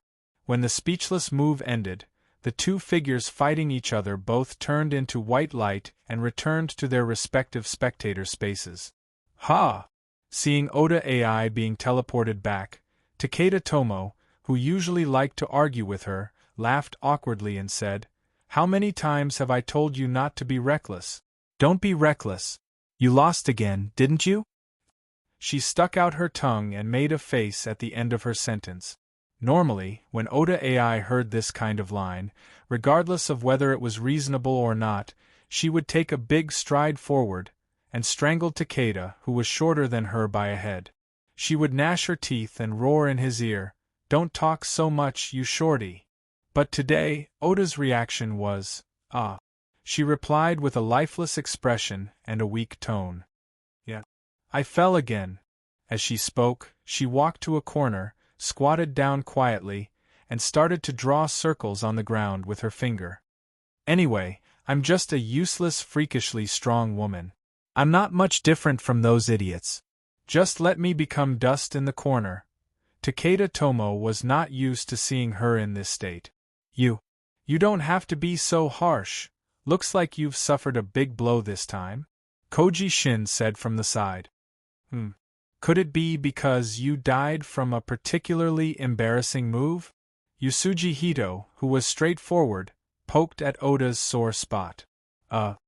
Hearing this, Oda lowered her head even more. Her flushed face was almost buried between her knees. On the other hand, in the spectator space of the Trash Alliance. Ha ha ha ha. Everyone, I'm back. Imaginative returned to the team. He was still in high spirits, no different from before the match. I really admire you, Hong Hu said. You can still laugh at a time like this. Ah? Brony said. What's wrong? Don't we have a big advantage? Advantage? 7 Kills, who was standing closer to him, turned his head and asked. Yes. Mr. Ma's innocent eyes were still wide open as he continued. After I killed Oda, the only one left is Team 2's Akagawa Masayoshi. With Teacher Kuei's legendary strength, he should be able to win easily, right? As soon as he finished speaking, everyone in the spectator space suddenly turned their heads and looked at him with different expressions.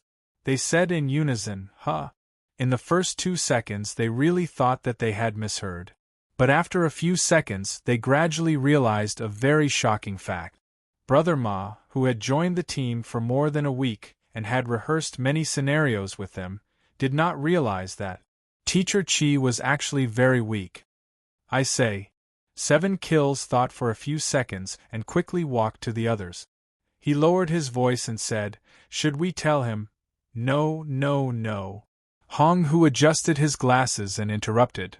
I want to observe. How long will it take for him to find out, meanwhile, on the battlefield? You must be joking. Seeing his teammate disappear into light, Akagawa Masayoshi was roaring internally. How did this happen? As he thought about it, he turned around woodenly and looked at the enemy in the distance. At that moment, Teacher Chi was still standing where he was at the start of the match. He had the same posture and expression when the match started. It was as if he had been frozen in time. You have got to be kidding me. Seeing his teammate turn into light and disappear, Teacher Ji roared inwardly. Why did things turn out this way? At least on a psychological level, the two of them had the same thought. They both thought that they had reached the end of the line. Humph. Several seconds later, Akagawa Masayoshi made a decision. He pretended to be calm, bluffed, and taunted. Such a cold-blooded man. Even when your teammate is giving it his all, I can't believe you could stand there and watch. He snorted coldly and tried his best to keep his voice from trembling. Even so, his words still gave off a feeling of lack of confidence. Watch. When Teacher Chi heard that, he looked at his opponent and said, I don't think so.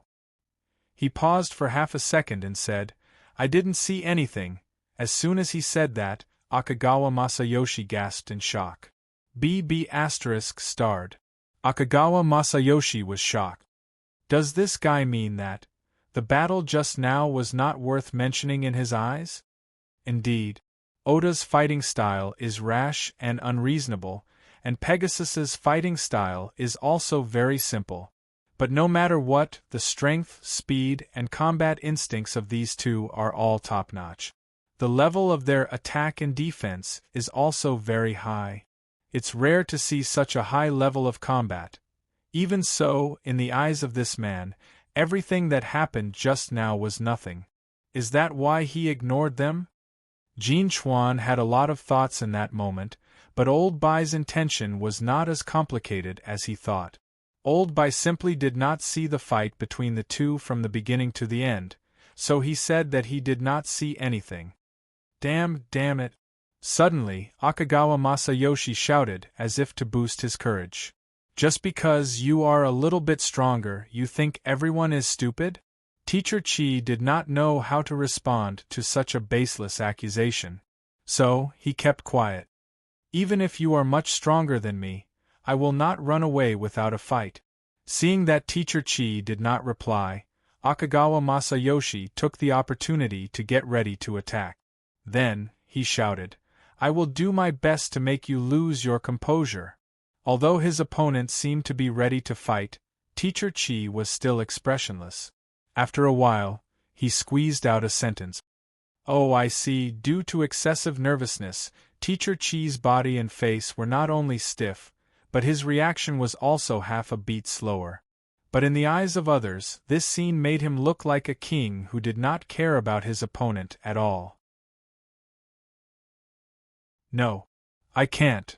Imagawa Masayoshi had already planned to rush forward, but when he saw how calm Teacher G was, he immediately suppressed the urge to go all out. Phew! He quickly adjusted his breathing and thought to himself, that was close. I almost made the same mistake as Oda. I was led into the opponent's rhythm. At this moment, I should calmly consider my attack strategy. Teacher Chi saw that Akagawa Masayoshi was about to attack but did not, so he asked, "What's wrong? Didn't you want to come over?" As expected. He is waiting for me to take the bait. Imagawa Masayoshi thought that he had escaped death, and he thought to himself with lingering fear. Now that I think about it, there is almost zero information about Teacher Katsune. His fighting style, the type of mastery he specializes in, his skills, equipment, and so on, they are all unknown. The only thing that is certain is that he is unbelievably powerful. God knows what kind of secret he is hiding. If I had attacked without considering anything, I would have died before I knew it. Ha! Thinking of this, Akagawa Masayoshi sneered. I almost fell into your trap.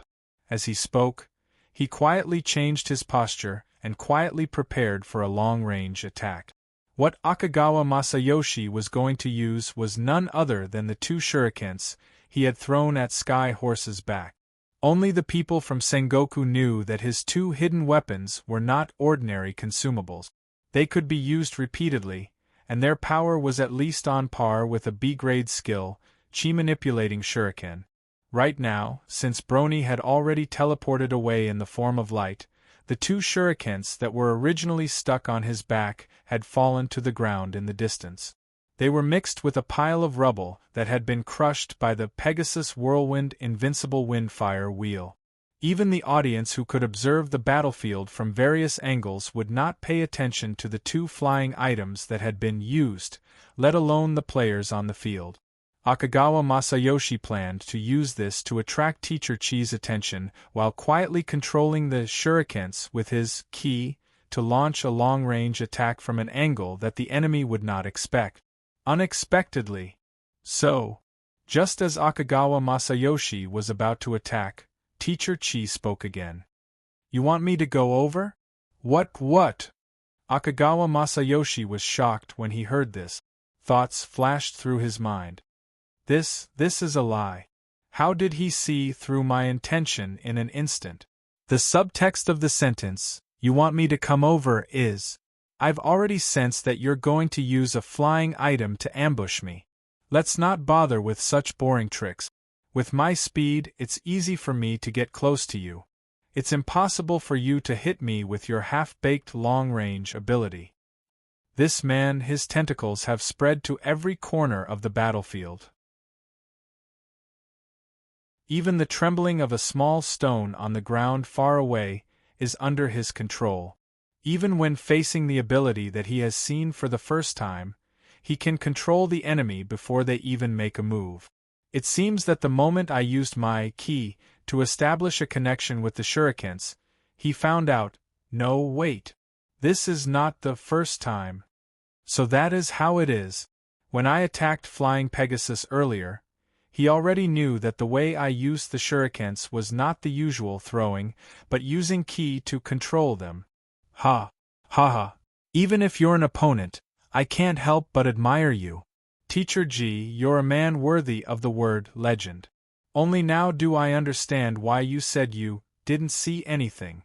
Because at the realm you're in, the scenery you see is completely different from what we see. No wonder even the arrogant Oda would show such an expression that bordered on fear. People at my level do not even have the right to feel that kind of fear, Akagawa Masayoshi's inner OS continued, but Teacher Chi had already started to move. Teacher Chi was a man of his words. He walked over with the speed of a stroll. It was not that he did not want to walk faster, but his body was too stiff. It was already good enough that he could muster the courage and make the decision to approach the enemy. The enemy looks quite strong. As he moved forward, Teacher Chi muttered to himself, but then again, even if he is not that strong, I can't beat him. I have to rely on the average score of my teammates to get into the tournament. I might not even be able to beat a non-professional player. Sigh. If it were not for the system telling me that if I did not move it would be AFKing, I would not have gone up. He walked forward slowly. No matter what he thought, in the eyes of others, this scene was like the king of the beasts slowly approaching a desperate prey. Instead of calling it an attack, it was more like an execution. He's here. Looking at the large figure that was closing in, Akagawa Masayoshi, who was covered in cold sweat, felt his vision blur, but at that moment, his heart was calm. In the end, I still can't shake that confidence of yours. He took another deep breath and made the final decision. He thought to himself, Humph. There's no other way. I admit that you are the real conqueror, but because of that, the one who will die today will be you. With that in mind, Akagawa Masayoshi's hand reached for his backpack. The forbidden trump card, murderous wave sealing scroll. Even though the plan was to use this secret weapon on Phantom Dawn, if I use it on you, the higher-ups won't be able to say anything, right? No matter how good you are, you wouldn't have guessed that this item would be on me, the weakest member of the team. After all, even I didn't expect the team to arrange for me to carry this, but that is the cleverest part of this plan. The killing intent fluctuation sealing scroll that has been released will sense and capture the target with the strongest killing intent and aura nearby, and will instantly devour it, hee. If you want to underestimate me, now is the time. The moment you attack me will be the moment you die.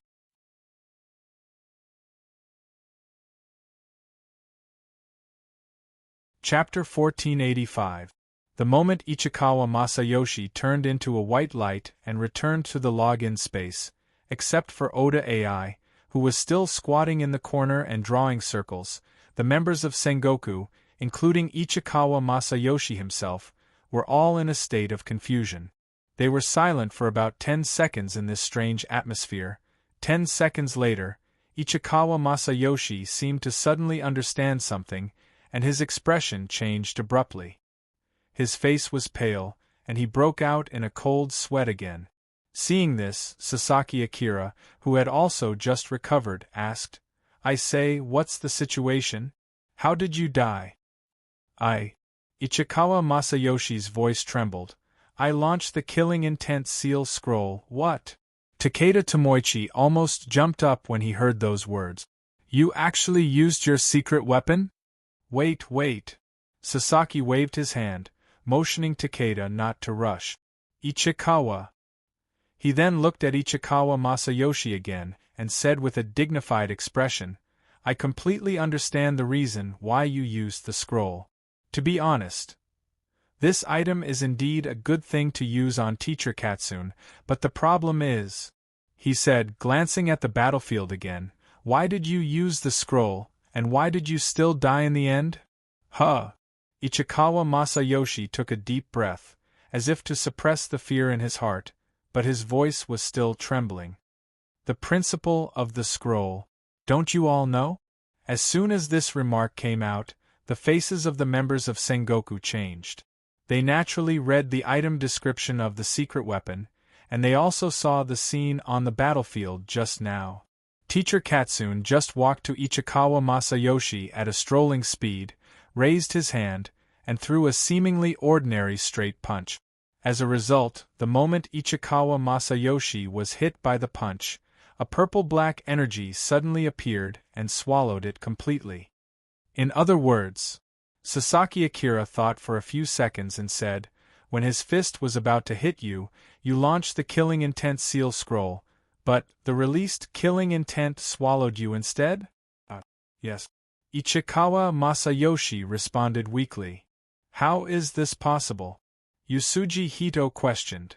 Could it be that the killing intent and aura that Teacher Chi released when he attacked you were not as strong as that of a passive person like you? It does not make sense. Akira Sasaki murmured thoughtfully.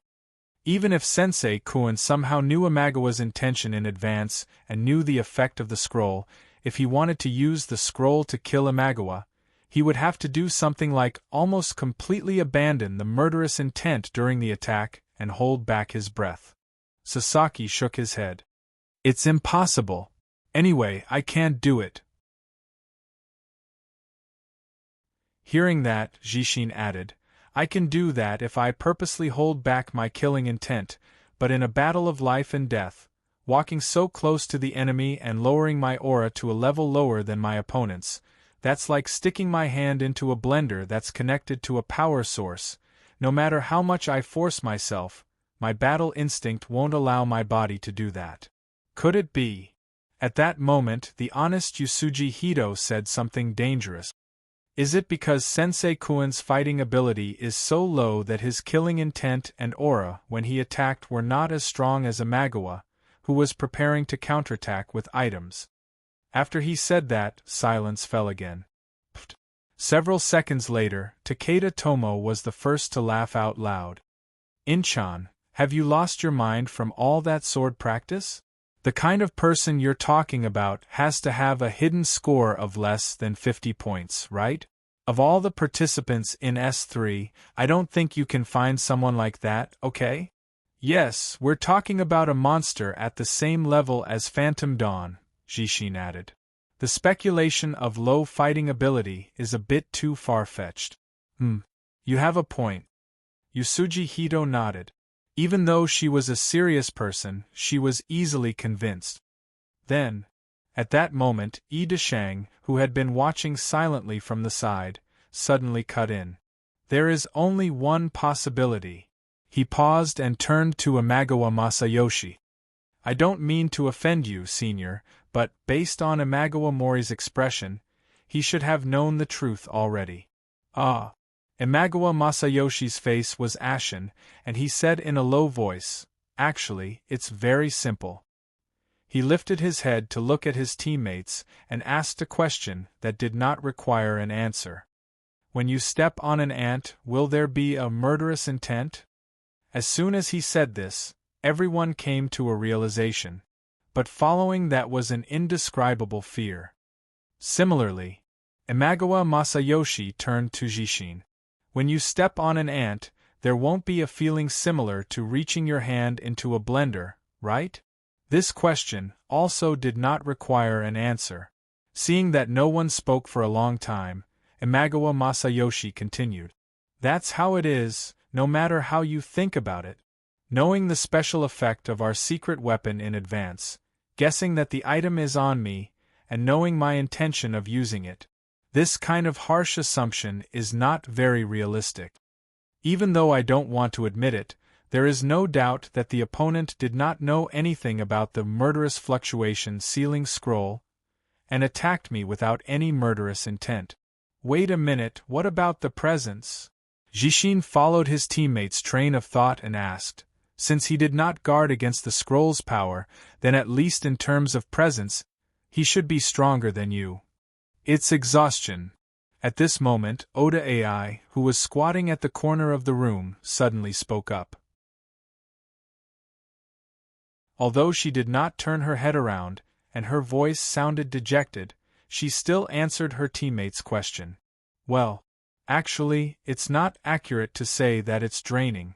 It's just a technique that works in a similar way to draining, but at a much higher level. I can only understand the gist of it. But I can't perform it as casually as Sensei Chi, then? Jishin asked, What kind of technique is it? Oda Ai paused for 2 seconds and said, Let's put it this way.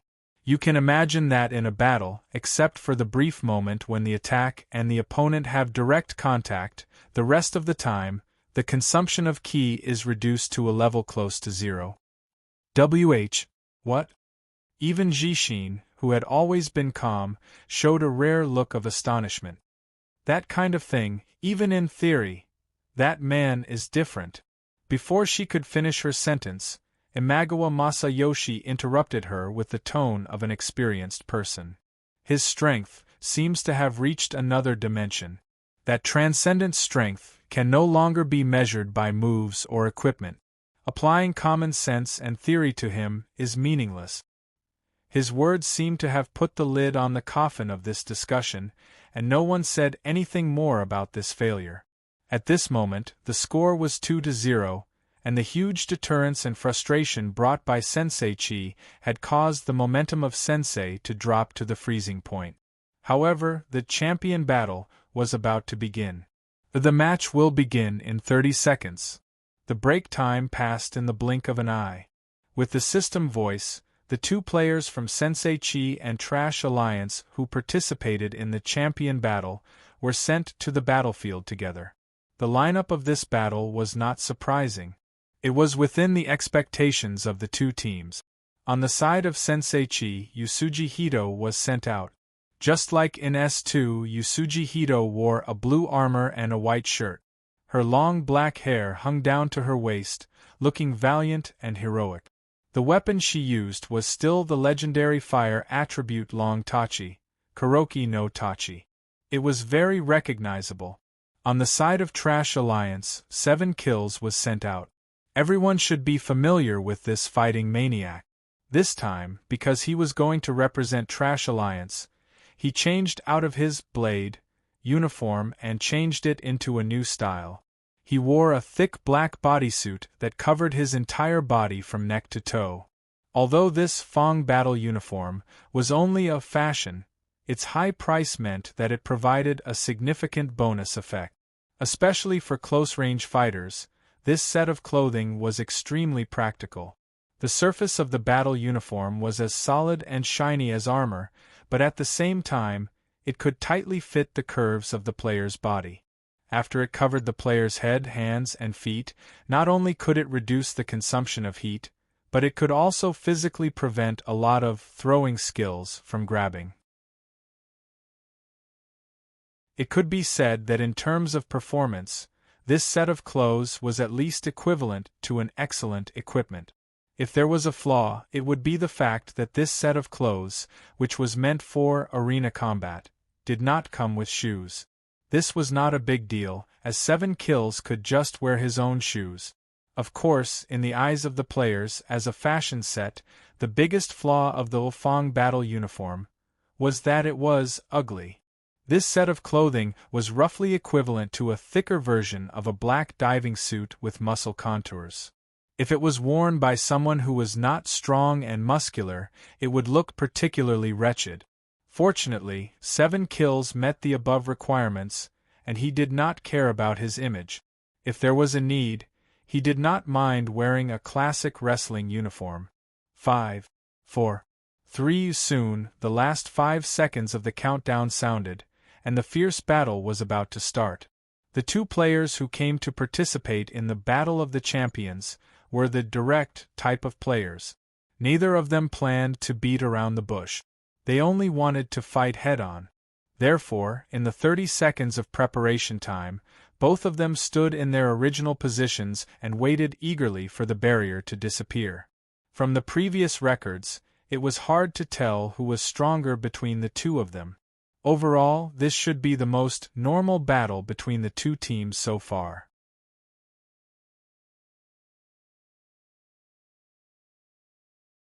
Chapter 1486. Time was up, and the battle began. Since the two of them were similar, there was no need for words. Their eyes met, and their battle intent was clear. He swung his sword, and the blade was engulfed in flames. At that moment, Yusuji Hito moved swiftly. Her unparalleled sword intent turned into the fire of the blade, and she wanted to cut her opponent in half. On the other hand, Chi Sha's Do-Chi was also bursting out. Facing this ferocious killing move, he slowly pushed his palms forward like flowing water. The angle of the chop was actually lifted up, and the chop was deflected away from his forehead. Draining, gentle fist. After the first meeting of their ultimate moves, the two of them secretly knew the methods used by their opponents. What they thought was right, Yusuji Hito had indeed mastered the draining technique. Currently, there were only 3 people in Sengoku who knew how to use this technique, and she was one of them. And what 7 kills used was indeed the gentle fist. After the end of S2, He felt that his steel fist had reached a bottleneck. If he did not explore new areas, his strength and realm would stagnate. So, 7 kills went to learn how to use gentleness to counter strength. He strengthened his training in all kinds of ground techniques, and he also practiced the high-level use of energy. Today, he could be called a master in the field of combat. His entire person was a deadly weapon. He was ever-changing like flowing water, and he was as strong as a diamond. Not bad, but you can't beat me. A second later, the two of them snorted coldly and said the same thing at the same time. Clang! Before their voices died away, their palms and swords collided again, and the sound of their combat aura rubbing against each other was heard. Then, the two of them disappeared in the intertwining vortex of combat aura. Another round of high-speed attack and defense began in the midst of the sparks of energy. It's really hard to get used to these messy moves. As the fight went on, 7 kills could not help but think to himself, if I hadn't studied her video beforehand, I'm afraid I wouldn't have been able to last more than 10 moves. He was glad that he had spent some time to do some homework before the competition. Even though it was only one day, 7 kills still tried his best to watch all the high-level battle videos of the 7 members of warring states. Among them, Yusuji Run was undoubtedly the one who had left a deep impression on him. Because Yusuji's fighting style was very strange in the eyes of orthodox grandmasters of combat. The weapon she used was a fixed-length weapon. It was a very special weapon. Its biggest feature was its unusual length. The entire weapon, just the handle alone, was longer than the scabbard of the dagger. If the blade was included, it would be taller than her when standing upright. To complement such a weapon, Yusuji Hito naturally had to abandon most of the conventional combat routines and create a set of martial arts techniques that were specifically tailored to complement the weapon. At first, she wasn't used to this change, and had the idea of giving up on this unsuitable weapon and switching to something else. But after a long period of training, Yusuji was now able to use this ultra-long tachi as if it were her own hands and feet. Ordinary people wouldn't even be able to hold it properly. The uniqueness of this weapon and combat strategy also allowed her to gain the upper hand when fighting against experts. Screech! A moment later, a wisp of bloody light suddenly appeared in the wind, accompanied by a strange sound. The two people who were in the middle of attacking each other paused for a moment. At that moment, even the audience with poor dynamic vision could clearly see that the fixed-length sword had cut into 7 Kill's shoulder. Even though the wound was not deep, there was no doubt that it had torn through his trapezius muscle. The time of the cut is earlier than expected. At this moment, 7 Kills didn't feel nervous at all, as if this situation was already within his expectations. However, he still sighed to himself. Sigh. Perhaps this is the bottleneck of orthodox grandmasters like me. After countless practice, muscle memory has already formed. This determines the inevitable reaction I will make under certain extreme conditions. If it were someone who had no foundation in martial arts, they might be able to quickly adapt to the opponent's movements and counterattack. While he was thinking, he didn't stop moving. While he was thinking, his body leaned forward, and he took advantage of the momentum to do a forward somersault. This ingenious movement not only neutralized the remaining force of the cut and moved the sword away from his shoulder, it also caused his heel to spin in a circle, and like a battle axe, it landed on his opponent's head. Tisk! Before 7 Kills kick landed, Yusuji Run already knew that this cut not only didn't give her any advantage, but it also brought her a very serious problem, so she couldn't help but scoff.